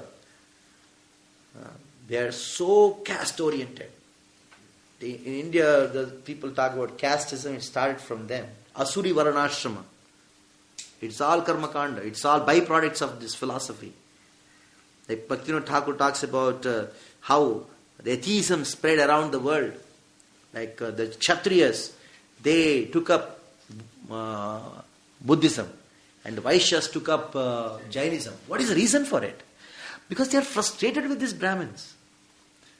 And in that, Bhaktivinoda Thakur, yesterday we read that part, they told Kshatriyas, they became blind and then accepted Buddhism. They did not see what the Buddha is telling, what is philosophy. Because of this frustration from the karma kanda, they just went and embraced Buddhism. Somehow, let me get rid of these people. Why I should serve these stupid Brahmins who are just interested in sense enjoyment? And the Jains thought, then the Vaishyas thought, why I should give money and sustain these Brahmins or Rakshasas? Let me just go and adopt something. Something like when you get frustrated at one place, you want to get out and go to another place without seeing what exactly happens at the other place. Isn't it? That's why Buddhism and Jainism, atheism spread. Bhaktivinoda Thakur mentions this, yesterday we read that point. So blinded, they lost their intelligence because of the frustration created in this country.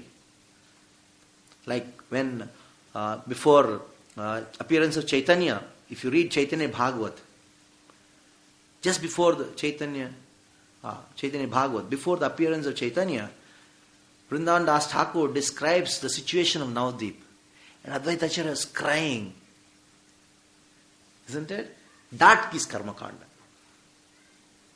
If you want to have more descriptions, which is narrations about Karma Kanda, which is very closer to our books, you read Chaitanya Bhagavat, where Vrindavan Das Thakur describes about the situation of Navadvip just before the appearance of Chaitanya, and Advaita Acharya is looking and crying. Advaita Acharya and Haridas Thakur, very few, 3-4 Vaishnavas were there. Everywhere people were into karma. Yes. But is it punishable from the point of view of Supreme Personality of Godhead, this karma kandis, how they can be punished? See, already punishment is there that we are in this world. They close to. The Lord, one punishment which was already given is what? We are already in this world. We are always envious. Now, within this, these, like it is, for example, to put very simple, let me try to enjoy in jail. But systematically I'll enjoy. I'll be a good boy in jail so that I can get my food nicely, I can get my enjoyment nicely, so I can go to a first class jail, better jail, be in the jail and enjoy. If somebody says, why did you get out of the jail? No, I'm happy here. I want to be happy here. That's it. Their attitude towards demigods, their consciousness, their attachment to sense enjoyment. Their attachment to sense enjoyment is more than the attachment of the sense enjoyment which a non-Vedic person has. A non-Vedic person's sense enjoyment gives him misery immediately. Isn't it? And a Vedic person's sense enjoyment's misery is not immediate. Even when the misery comes, that misery is like nullified. It comes very slowly. It doesn't happen much. Like for example, somebody has a love marriage and then gets into marriage, get married, boyfriend, girlfriend. Immediately, misery comes immediately. But they go through a whole ritual and then do everything and very nicely arranged, very nice family and everything is there. Misery is there, but it is very, very slow. So he can take it up and then continue. But here, he cannot just take it up. Isn't it? He just cannot take it up.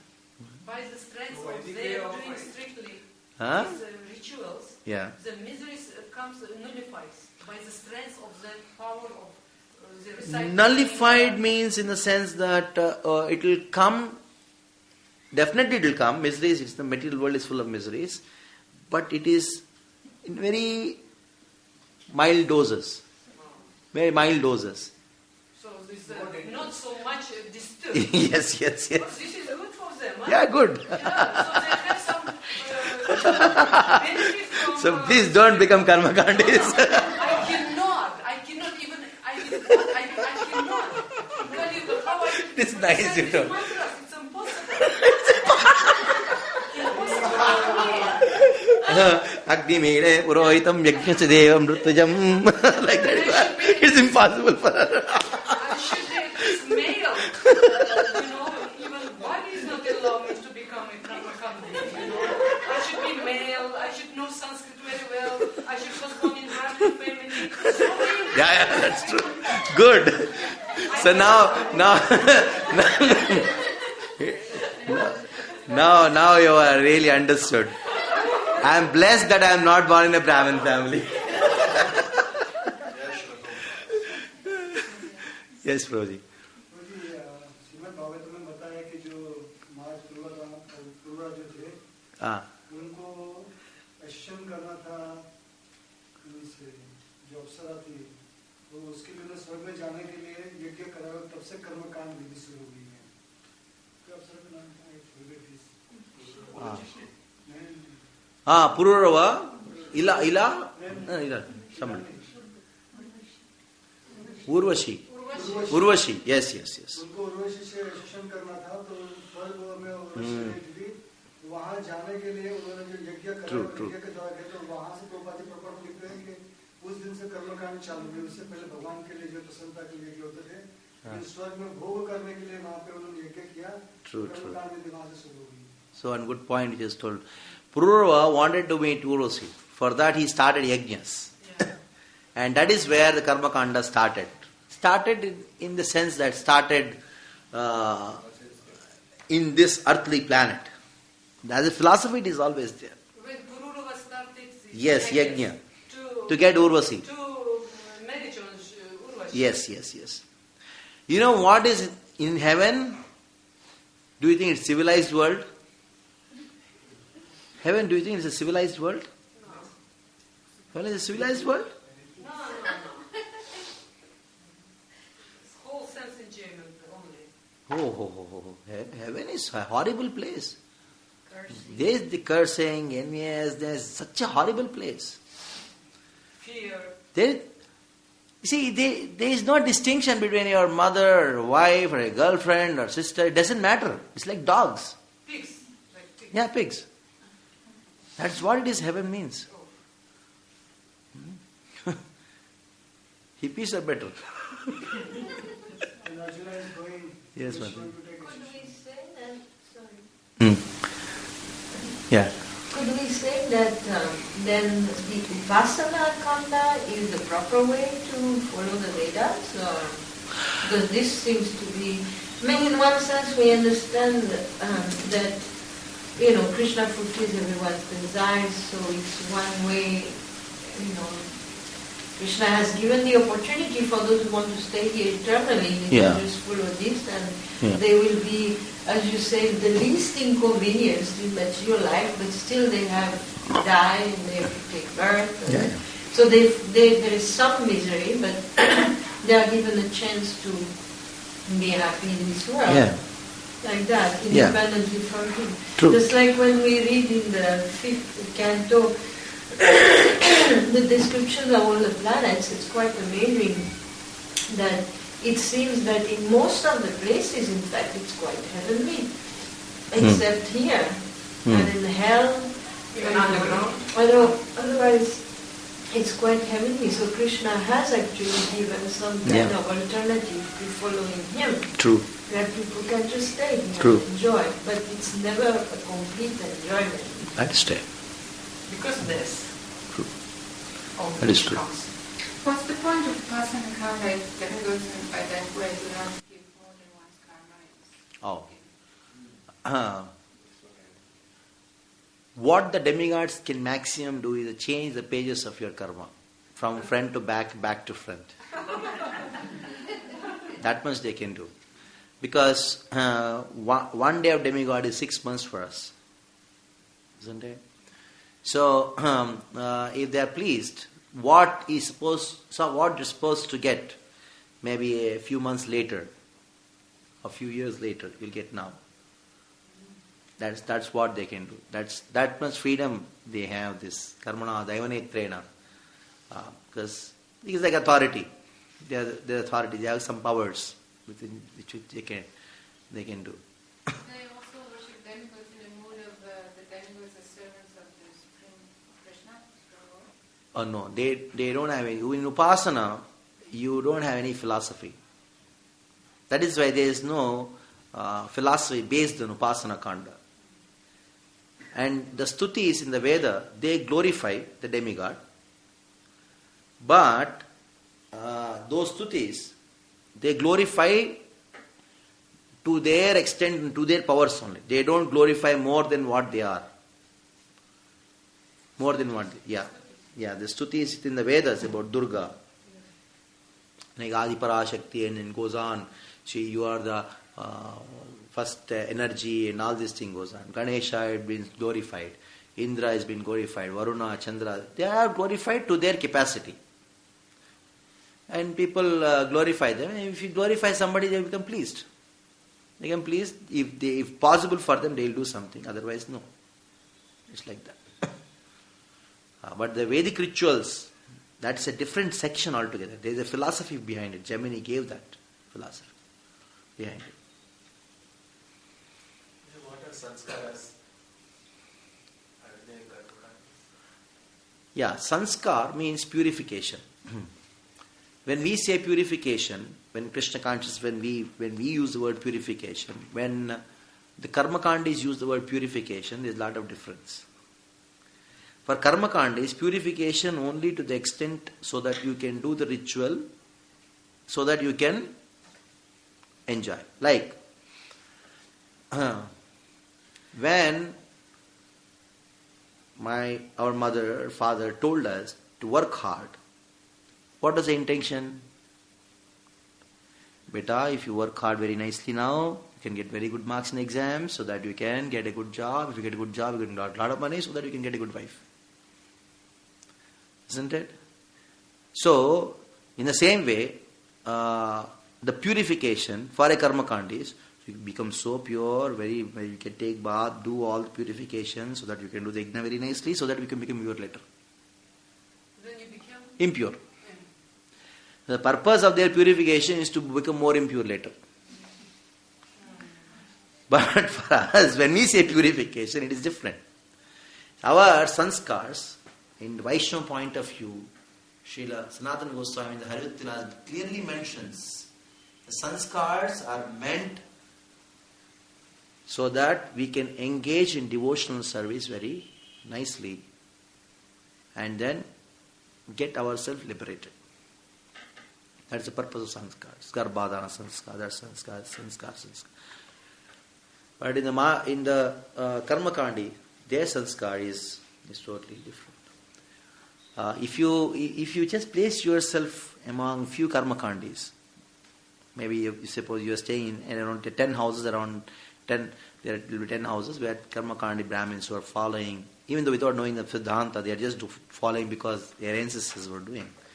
I am telling you, you cannot live there for more than 2 days. More than 2 days, impossible. Even an atheistic person cannot live. What to speak of anybody? An atheistic person cannot live. Vaishnavas just cannot live. Just imagine Advaita Acharya Mahavishnu is crying, seeing the situation of Navadvip.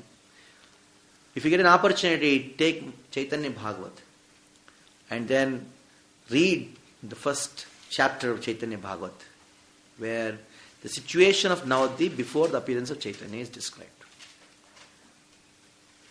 There you will understand what Karmakanda is. To such an extent, the Vaishnavas in South, in the Madhva line, before Madhvacharya appeared, they had to run away from the cities and hide themselves in the forest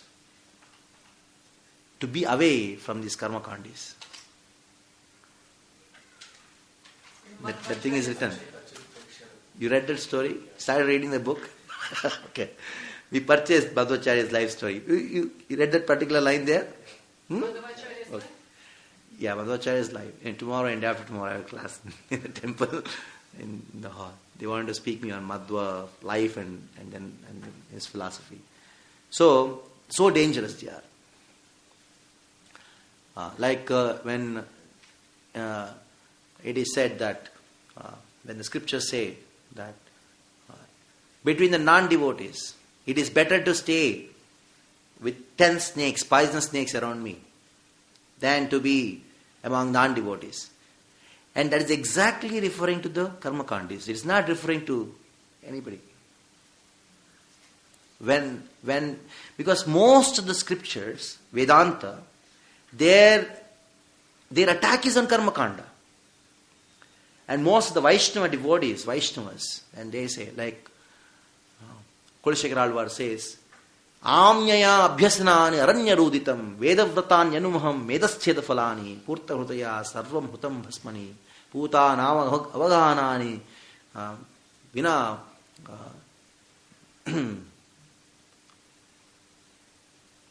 like the verse goes like this. It says, Amnyaya abhyasanani aranya ruditam. He says that these recitation of the Vedic literatures by the karmakandis are like crying in the forest. And their so-called vows of fasting till this time, that is like medascheda falani. It is just reducing weight. A weight reducing tactic. Weight reducing. Medascheda falani. Amneya abhyasarani aranya ruditam medas purta hudaya sarvam hutam bhasmani. And their oblations into the fire is like offering, putting water in ashes. So these are all just karmakandis.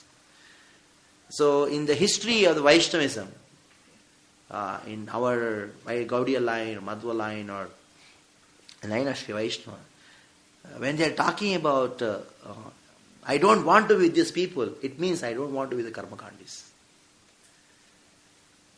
When Bhaktivinoda Thakur said, if I'm born, just on the inner spoken me, just let me born in the devotee, as a cockroach but in the house of devotee. Like that. So they are the main opponents. But last question, I Yes. want to ask you, karma kandis is so dangerous, huh? Yes. Very dangerous. So somehow they're penetrating, they're coming also in our society. That's what yesterday I mentioned. Somehow you See, look karma kanda basically encourages enjoyment. Everybody wants to enjoy. Yeah. And if they get Vedic enjoyment, what's it's so wonderful, isn't it? See, non-Vedic enjoyment, any of people say, hey, low class. But you have Veda also, and you have enjoyment also. Why not?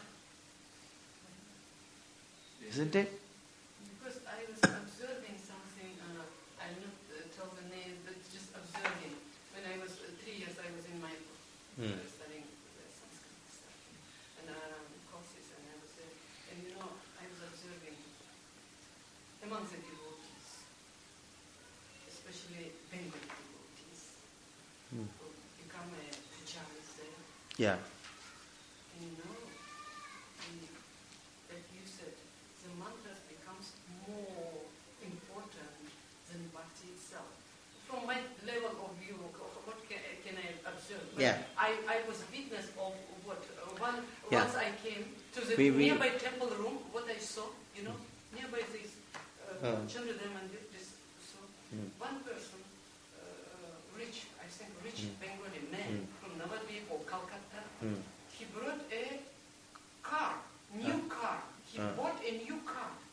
This car was staying just next to Chandradaya Mandir, and all pujaris who were worshipping the Radha Madhava, Panchatattva in Nisimhadev, Bengalis. What they're doing?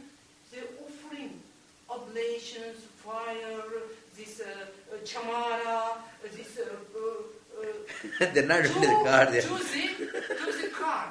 Not to the car, they have Narasimha photo on that. But they have a Narasimha photo on the car.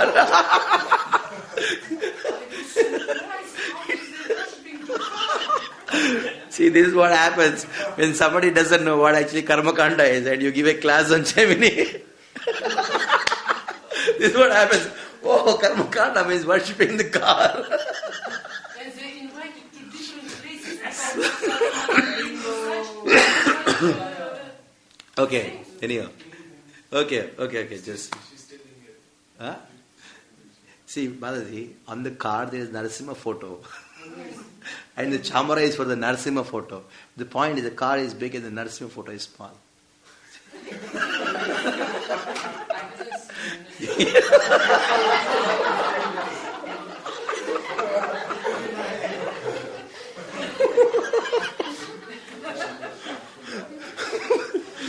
It's a big joke.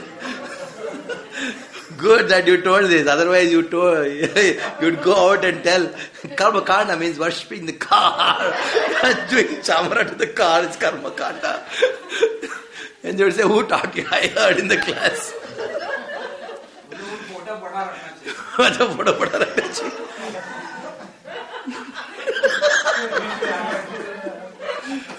Anyhow, good, beloved. We have other papers coming. Other papers came. We should do the Vedanta now, that's why. Yeah, the Vedanta papers, just somebody can inquire. Go and inquire Mataji. I have given one set of papers. So we'll just do some introduction to Vedanta before we... I knew, yesterday only I knew, none of them can understand what karmakandis are. Because you're not seen, you're not heard, you're not experienced. Very difficult. So, better we stop that whole thing here. Now, conclusion is, the karmakand is They are Rakshasas, they are Asuras. That's all. There is no better. Like when Prabhupada spoke about the Mayavadis in the West, they were having an idea, these Mayavadis must be like Rakshasas, and 2 horns will be there. They were not thinking that they were like sadhus. They have no idea. In the same way, we don't have any idea about what actually karma kandis are. Their philosophy is very, very dangerous. How we can save ourselves, protect ourselves? That's the question.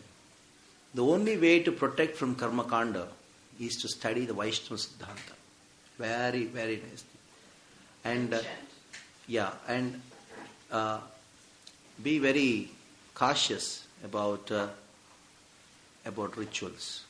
Especially when you perform the rituals, it is for pleasure of Krishna. It is not come. Not come. Okay. But Let's go to... Sometimes we are worshipping our home deities. For example, I have gone You should worship and that. sometimes, after sometimes, it becomes also some ritualistic. Because sometimes, because we are in hurry, we are doing so many things all around. And that is not karma kanda. Worshipping Gaurnita is not karma kanda. Gaurnita came to deliver us from karma kanda. Karma kanda, jnana kanda, kevala vishayara bhanda. Kevala vishayara bhanda.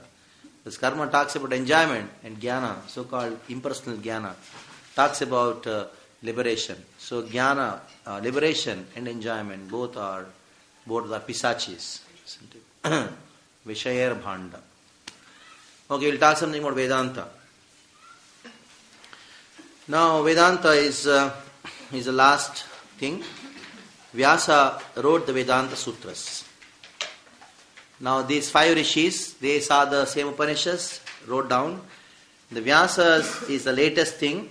Means all the rishis wrote their Vedanta Sutras, their own sutras, much before Vyasa appeared. Now, Vyasa, seeing all these things, he wrote the Vedanta Sutras. According to the commentator, these sutras vary in number. The only reason is sometimes 2 sutras put together make 1, and 1 sutra sometimes becomes 2. The minimum number in some commentaries is 540, and the maximum number is 575. In some places there are 540 sutras, in some places 575.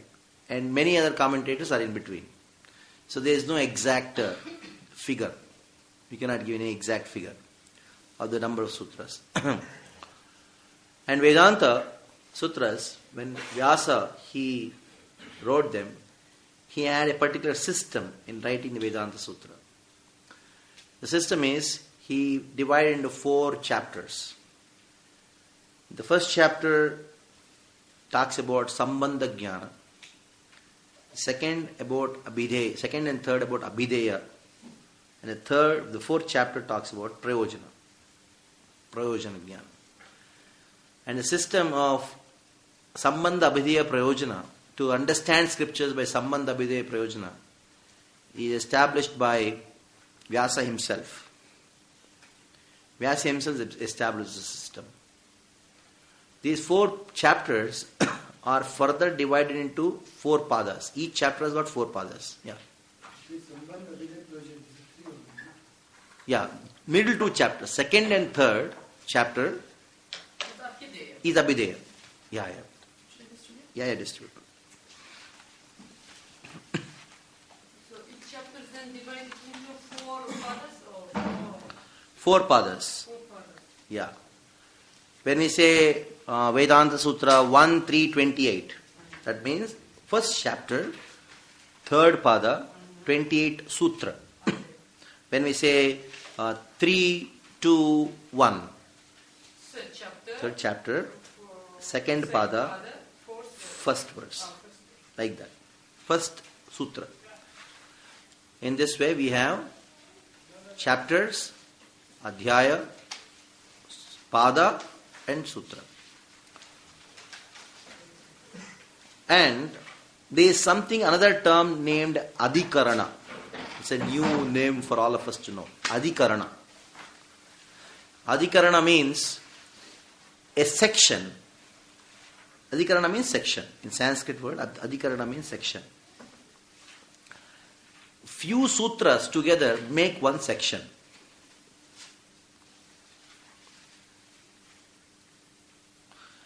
Sometimes it can be one sutra, sometimes it can be two, sometimes it can be 8, it can be anything. There are many adhikaranas with only one sutra in it. Okay? Like that. So, we got the papers now. I am just directly giving the introduction to Vedanta Sutras as given by Baladev Vidyabhushan Prabhu. So, it's in the notes directly. And there is a particular way of presenting the Vedanta Sutras also.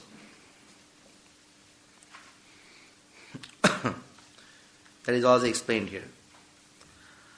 Satyam jnanam anantam brahma shivadi sutam bhajet rupam govindam tamachintyam hetumadosham namasyamaha. This is how we start.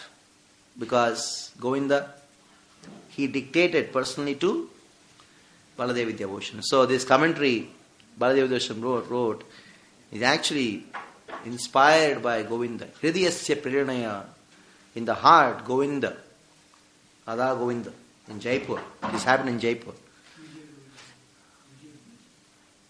No. Govinda Dev.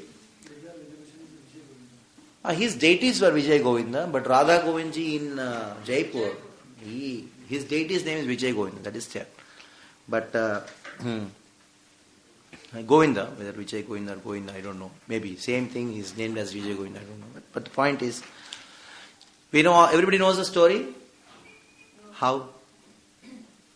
All of you know the story? Most of you know the story.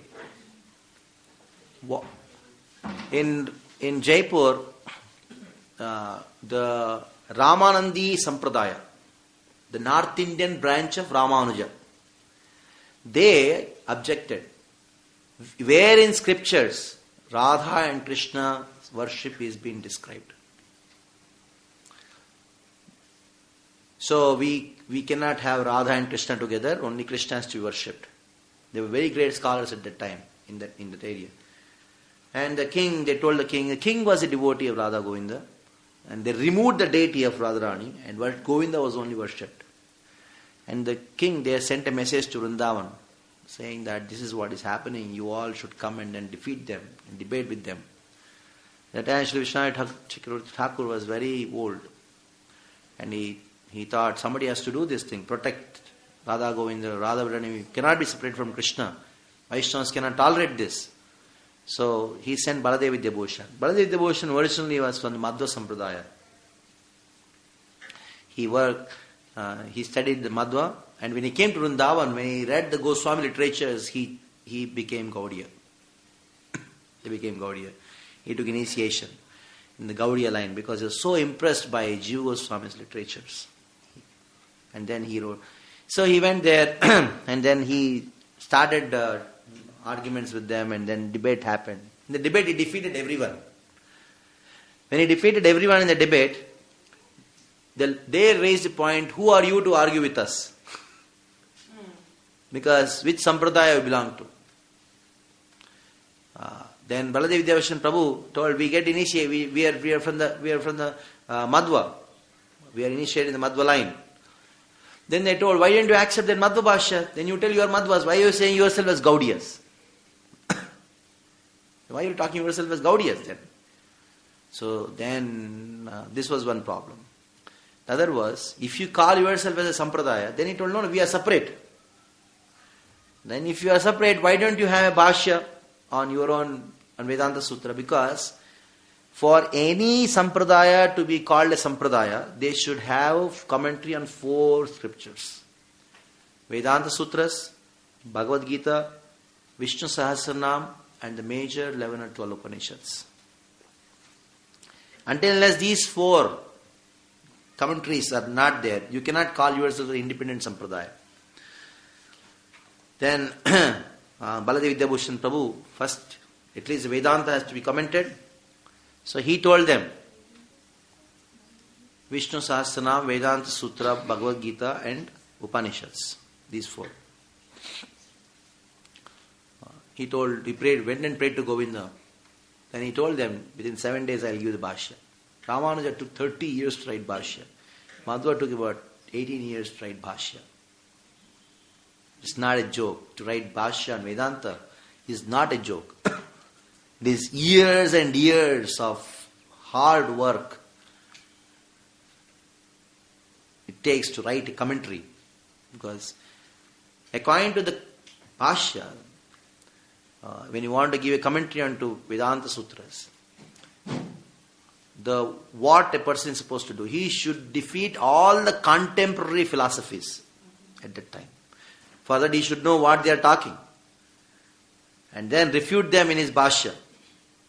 And then establish his philosophy. That is, Paramata Khandana and Sumata Sthapana should happen. These are the two main aspects of Vedanta Sutras. Paramata Khandana and Sumata Sthapana. That is, refuting other philosophies, contemporary at least, prominent philosophies at the time, and then establish a philosophy. And that's not a joke to do in 7 or 8 days. And that is why he pays obeisances to Govinda, Lord Govinda, Supreme Brahman, the absolute translated reality.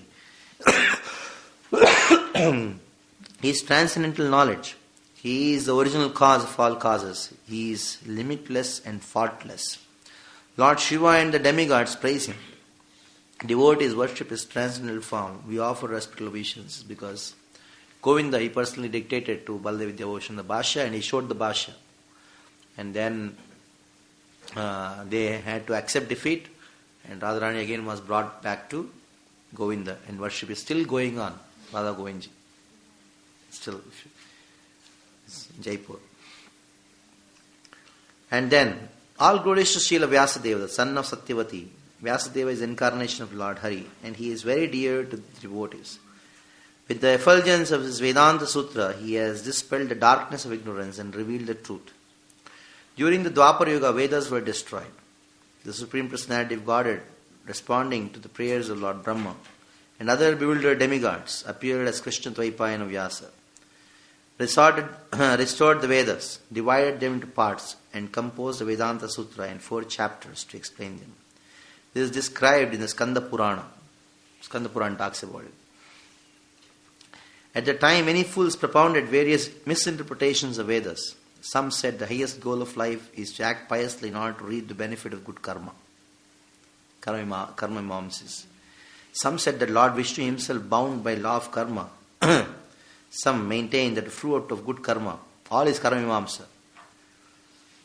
And such as residence in Swarga is the highest goal. Some said Jivas and Prakriti acted independently without being subject to higher power. That is Sankhya. Now everybody is able to realize what exactly is. And the Jivas are actually the Supreme Brahman. Some said Jivas are actually Supreme Brahman, Mayavadis. And the Jivas are simply bewildered about their identity, and that the Jivas are a reflection of God, are separated fragments of God. Some said that the Jivas become free from the cycle of repeated birth and death when he understands the real identity as the perfectly spiritual Supreme Brahman. This is another kind of Mayavad. Jiveshwaravada. The Vedanta Sutras refute all these misconceptions and establish Lord Vishnu as supremely independent, the original creator and cause of all causes, omniscient, the ultimate goal of life, all living entities, the supreme religious principle, and the supreme transcendental knowledge. The Vedanta Sutra describes 5 truths. We are all familiar with that. Isn't it? Bhagavad Gita. It's so interesting to know Prabhupada dedicates Bhagavad Gita commentary to whom? So 70% of Prabhupada's writings or commentaries of Bhagavad Gita are based on this Vedanta Sutra.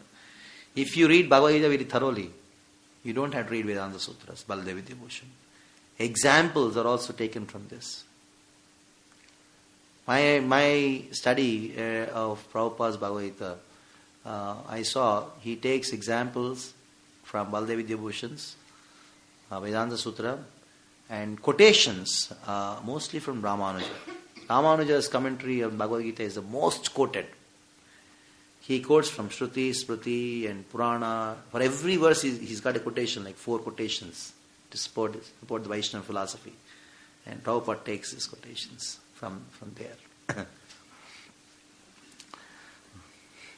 Because as Sridhara Swami's commentary is considered to be the commentary for Bhagavatam, Ramanuja's commentary is considered to be the commentary for Bhagavad Gita.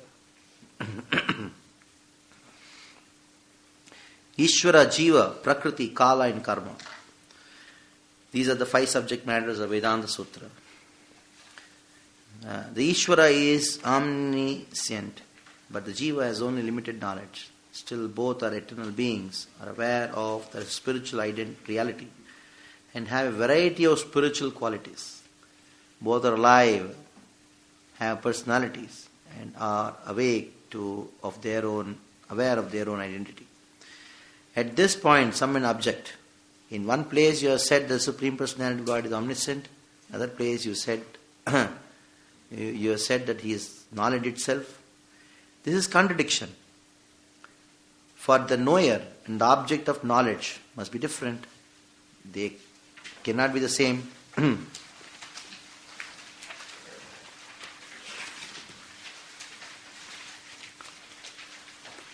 To this objection I reply, just as a lamp is not different from the light it emanates, and its light is both the object and object of knowledge and the method of attaining it. In the same way, the Supreme Personality of God is simultaneously the supreme knower and the object of knowledge. There is no contradiction. So, how does the sun realize it is the sun? By its own effulgence, isn't it? So, in the same way, Krishna is known to Krishna by his own potency. Ishvara is supremely independent. He is the master of all potencies. He enters the universe and controls it. He awards both material enjoyment and ultimate liberation to the individual souls residing in material bodies. Although He is one, He manifests in many forms. They who understand the transcendental science maintain that He is not different from His transcendental form and qualities. Although He cannot be perceived by material senses, He can be perceived by bhakti.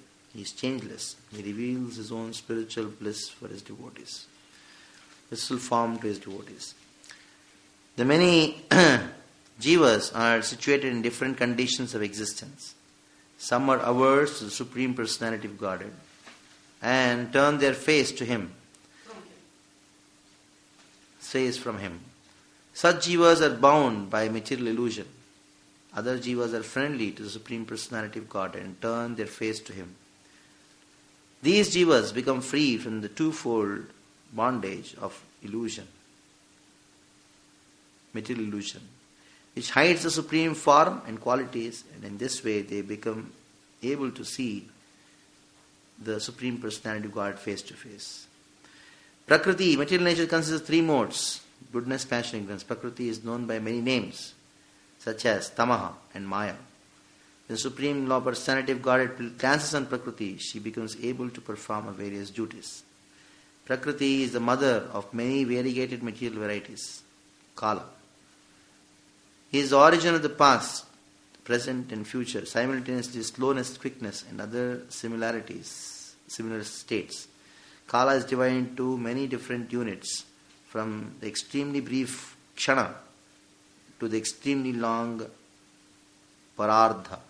50 years of Brahma is known as Parardha. Turning like a wheel, time is the cause of repeated creation and annihilation of the universe. Time is unconscious. It is not a person. These 4 tattvas, Ishvara, Jiva, Prakriti and Kala, are eternal. This is confirmed by the following spiritual question. Nityo nityanam chitras chitranam. Of all the eternals, one is the supreme eternal. Of all conscious entities, one is the supreme conscious entity, that is Supreme Personality of God. Gaura, Anadya,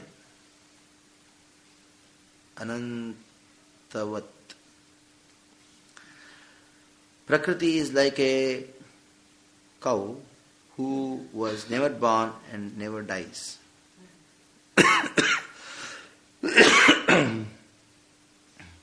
My dear saintly student, please understand that the Supreme Personality of God is eternal. He is existing before the manifestation of this universe. the jivas, Prakriti and Kala, are subordinate to Ishvara and subject to his control. This is confirmed by the following statement in Svetasvatara Upanishad.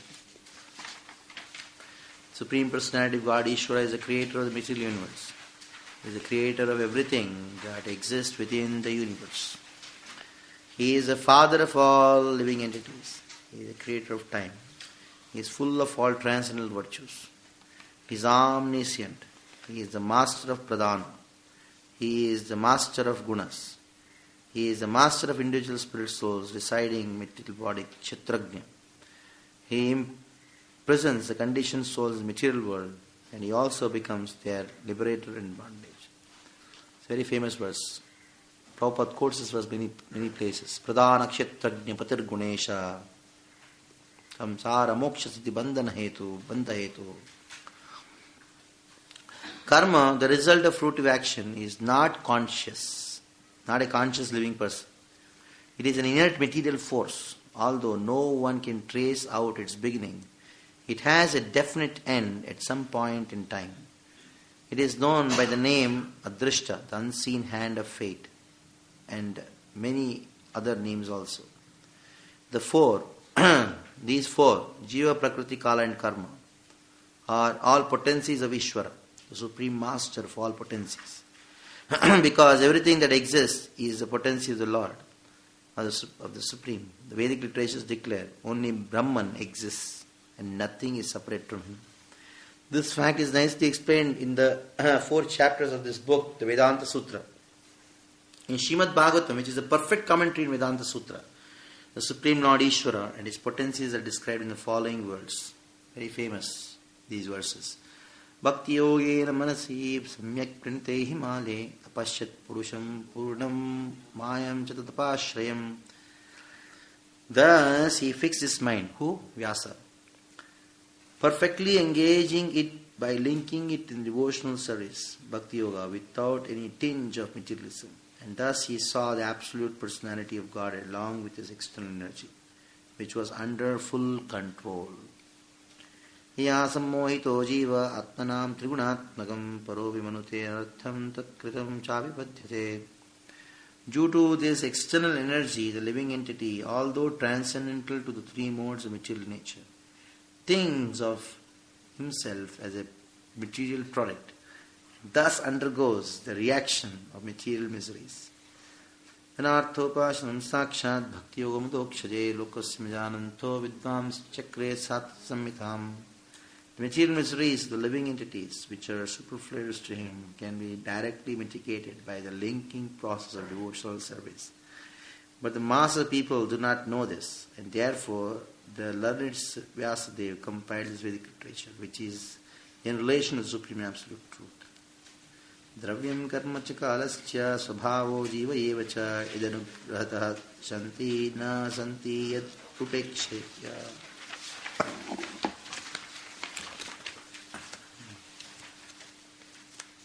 Read this. One should definitely know that all material ingredients, activities, time and modes, and living entities who are meant to enjoy them all exist by his mercy only. And as soon as he does not care for them, everything becomes non-existent. This is a famous verse in the 2nd canto, 10th chapter. Bhagavatam is answer to all the questions. Dasha. What is this? 10 subject matters of Bhagavatam. In that it is described. The Srimad Bhagavatam is a commentary in Vedanta, which is confirmed by the following statement of the Garuda Purana. Arthoyam Brahma Sutranam. Srimad Bhagavatam is a commentary in Vedanta Sutra. In this Vedanta Sutra, the first chapter explains that Brahman is the real subject matter discussed in all the Vedic literatures.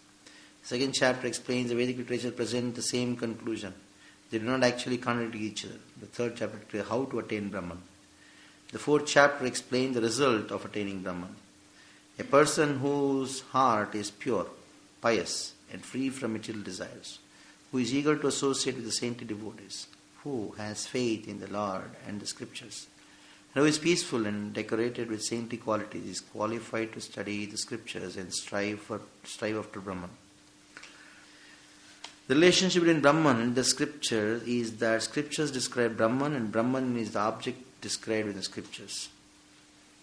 Scripture describe Brahman, and Brahman is the object described in the scriptures. Vedanta Sutras and other Vedic scriptures describe Brahman as Supreme Personality of God, whose form is eternal, full of knowledge and bliss, who is a master of unlimited inconceivable potencies, and who possesses unlimited pure transcendental attributes. The result of properly understanding the Vedanta Sutra and other Vedic literatures is that the spiritual aspirant becomes free from all material imperfections and able to see the Supreme Brahman, personality of Godhead, face to face. Now the most important point, how the Vedic literatures Vedanta is presented. The Vedanta Sutra is written in Adhikaranas. Vedic, what do you say? How do you spell it? How do you syllogisms, okay, which consists of 5 parts: Vishaya, Samshaya, Puropaksha, Siddhanta, and finally Sangati. So these are the 5 aspects of one Adhikarana, one section. In each section of the Vedanta Sutra, which may run to 1 or 2 or many sutras, first is Vishaya. Thesis. What is the statement that is present? For example, the statement saying that one should inquire into Brahman. And then Samshaya, somebody may raise objection. And then Puropaksha. After the objection, the third point is why they are raising the objection. That will be there. Fourth is now you refute the objection. Refute. That is called Siddhanta. At the end, again, restate what you stated at the beginning. Sangati. So this is a very good exercise for all of us to do. Generally, when I take the Bhakti Shastri course, I use this technique to make the students read the purport and then see how Prabhupada has used all these things. If you take the Bhagavad Gita 2nd chapter, 12th verse, which is very much a subject matter of Vedanta because it talks about individuality of the soul, you find Prabhupada in his whole purport, his presentation is exactly according to this. Chapter 12? Yeah. Chapter Chapter 6. Yeah. So, somebody has the Bhagavad Gita because my computer is down. He has the Bhagavad Gita. So, can you read this purport? No, purport. That's the purport. Everybody knows the translation. It's talking about the individuality of the soul. Lattevam jatuna samneme janajipa nacheva na bhavishyamaha sarve vai mataparam. Okay. In the Vedas, in the Katha Upanishad, as well as in the Srivasvatara Upanishad, it is said that the Supreme Personality of Godhead is the maintainer of innumerable living entities in terms of their different situations according to individual work and reaction of work. That Supreme Personality of Godhead is also, by his plenary portions, alive in the heart of every living entity. Only saintly persons who can see within and without the same Supreme Lord can actually attain to perfect and eternal peace.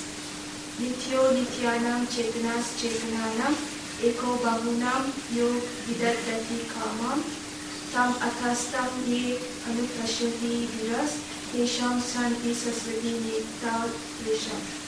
The same Vedic truth given to Arjuna is given to all persons in the world who post themselves as very learned but factually have but a poor fund of knowledge. The Lord says clearly that he himself, Arjuna, and all the kings who are assembled on the battlefield are eternally individual beings, and that the Lord is eternally the maintainer of the individual living entities, both in their condition and in their liberated situations. What is this? This is a statement, isn't it? What is this? Is Vishaya. Okay? Go further.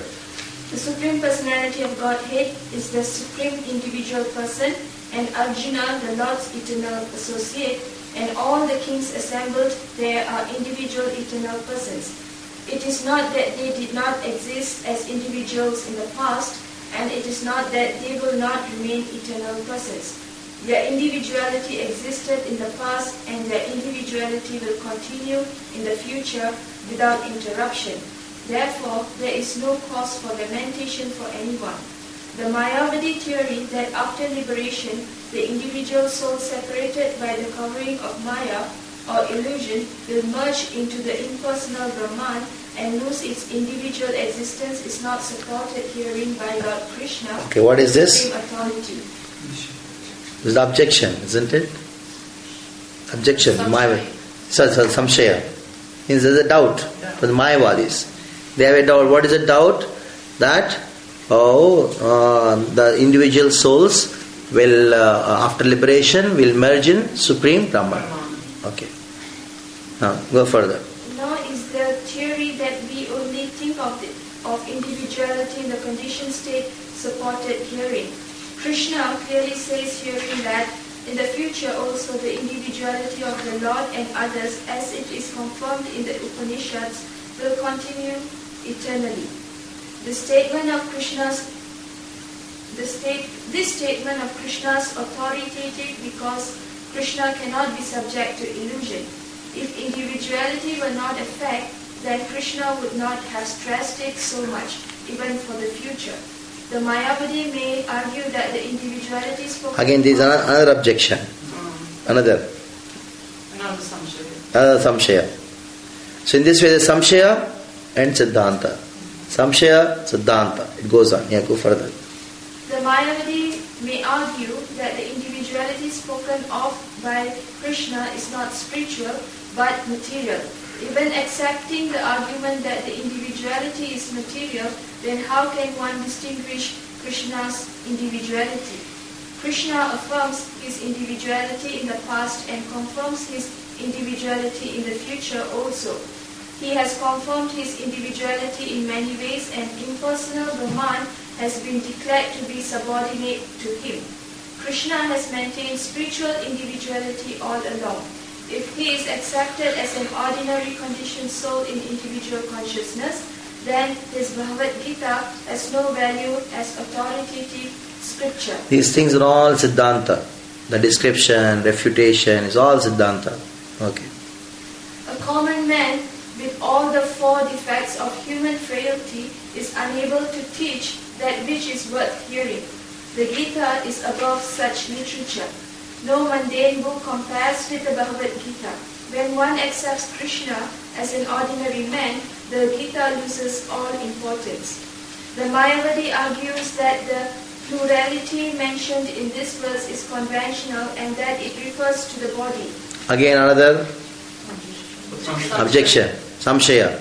Samshaya, and of course here Prabhupada has not clearly said why Mayavadis say that. Means their Purvapaksha is not mentioned very clearly. But only Samshaya is mentioned. This is the doubt that the Mayavadis have, the objection. Next. But previous to this verse, such a bodily conception is already condemned. After condemning the bodily conception of the living entities, how was it possible for Krishna to place a conventional proposition on the body again? Therefore, individuality is maintained on spiritual grounds and is thus confirmed by great acharyas like Sri Ramanuja and others. It is clearly mentioned in many places in the Gita that this spiritual individuality is understood by those who are devotees of the Lord. So from that point called therefore, that is actually Sangati, summarize. From therefore, this individuality is confirmed Ramanuja and it's confirmed by Gita. Go further. By great authorities. Go further. Those who are envious of Krishna as the Supreme Personality of Godhead have no bona fide access to the great literature. The non-devotee's approach to the teachings of the Gita is something like that of a bee licking on a bottle of honey. One cannot have a taste of honey unless one opens the bottle. Similarly, the mysticism of the Bhagavad Gita can be understood only by devotees and no one else can taste it, as it is stated in the 4th chapter of the book. Nor can the Gita be touched by persons who envy the very existence of the Lord. Therefore, the Mayavadi explanation of the Gita is a most misleading presentation of the whole truth. Lord Chaitanya has forbidden us to read commentations made by the Mayavadis and warns that one who takes to such an understanding of the Mayavadi philosophy loses all power to understand the real mystery of the Gita. If individuality refers to the empirical universe, then there is no need of teaching by the Lord. The plurality of the individual soul and of the Lord is an eternal fact, and it is confirmed by the Vedas as above mentioned. As above mentioned, this is Sangati. From therefore till this point is Sangati. So now, this is the standard way of presenting a philosophy. Siddhanta. Then if you present like this, there is nothing like beating around the bush. Like Prabhupada's commentaries are exactly like this. He is exactly following the system. Like sometimes the Purva Paksha may not be completely written, because why go and tell somebody what they are selling? Why they are telling like that? Isn't it? But in Vedanta, sometimes the Purva Paksha has to be mentioned, because by saying so, you make an impression in the mind of the audience that you know what they are telling. So now, these are the 5 things. So we are going to examine how this functions by studying the first 3 sutras of Vedanta and then talk about Mayavad. In the afternoon session, we will be going through and trying to study Baldevidya Bhushan's explanation to the first 3 sutras, which is also a kind of refutation of Karma-mimamsa. The Karma-mimamsa is, they say, why study Vedanta? That is what is answered in the first 3 aphorisms. Why study Vedanta? When you are already karma, why you require Vedanta? So we'll be doing these things, just going through all these papers in the afternoon. And then Mayavad is left, that we'll do tomorrow, a little bit about Mayavad, and do Tattva Sutras little bit, as much as possible. Huh? Yeah, Buddhism is there. Mayavad and Buddhism together we'll do. Buddhism is a very important thing. We have to know something about Buddhism, because Karmakanda is like very few people are there. Buddhists are very many places. So Buddhism and Jainism will talk about it. That has to be, I forgot about it. Buddhism, Jainism and Mayavad, 3 things we'll do tomorrow morning. Tomorrow morning. Okay? Arya Samajis, they are like the outcast of the Karmakandis. In the Karmakandis, they are when Karmakandi, in the community of Karmakandis, if somebody doesn't follow their authority and they become rejected, they become Arya Samajis. It's like they are also Karmakandi, but rejected Karmakandis. Huh? No, they don't accept Puranas. And yeah, as much as the Karmakandis also don't accept God, they don't follow the system, exact system of the Karmakanda in chanting the Veda, doing the rituals. They just do yajna part of it, that's all. Other part they don't do. That's the problem with the Arya Samajis. Okay, Hare Krishna.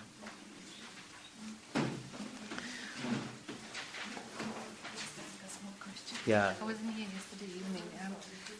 I don't understand Pashyanti Vak. Just very simply and quickly explain Pashyanti Vak. Means there are some sounds in the Vedas which don't have any meaning to it, dictionary meaning. But by chanting, you can visualize the object, the particular sound. That's called Pashyanti Vak. Like Brahma. When Krishna told him tapa, that tapa is para. After that, when he did that tapasya, by doing tapasya, he could understand the subtle nature of this world. He could see the creation in front of him. That's Pashyanti. That is Pashyanti. Means. So where exactly, like Harivak is on the level of the gross sound. That is at the level of Chit, in the consciousness. Pashyanti and Para, they are transcendental. Both of them are transcendental. And also in the notes you will see The position of the Pashyanti is given by Vishwanath Thakur. Where is that thing? Where is that book? Oh, there is a thing. Yeah.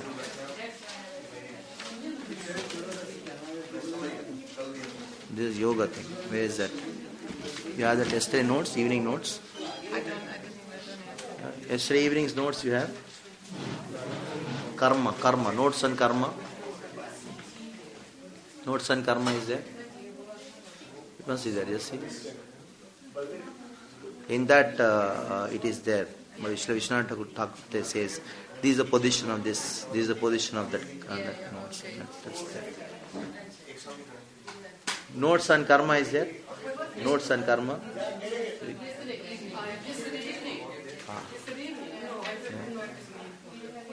Yeah. They didn't get yesterday morning. 1 minute. Yeah. You got? Yeah. You can see and refer to this. Bhagavatam 11:21-36. In that it is mentioned like you can have para, the pranas. The prana phase of the Vedic sound known as para is situated in Adhara Chakra, mental phase. The mental phase are known as Pashyanti. Pashyanti means conception in the sound, in the mind. Is situated in the area of the navel. On the Muladhara Chakra, navel and the Muladhara Chakra. This Muladhara is. The intellectual phase known as Madhyama is situated in the heart area, in the Anahata Chakra. This is Anahata. Finally, the manifest sensory phase, the Vedic sound, is called Vaikari. This is Vaikari, that is like what is. Yeah, this is there in this particular. And it says in the purport, it is mentioned that according to Vedic sound is divided into 4 phases, which can be understood only by the most intelligent Brahmanas. It's very, very difficult. Very, very complex. Saying the Pashyanti is also transcendental. Yeah, it is written here. So, such Vedic sound is Anantapara because it is comprehended Vedic energy beyond us. Vedic sound vibration is so subtle, unfathomable and deep that only the Lord Himself and His empowered followers like Vyasa and Narada can understand its actual form meaning. Ordinary human beings cannot comprehend all the intricacies of subtleties of it. But if some take to Krishna consciousness, he can understand this. And then he says, this is because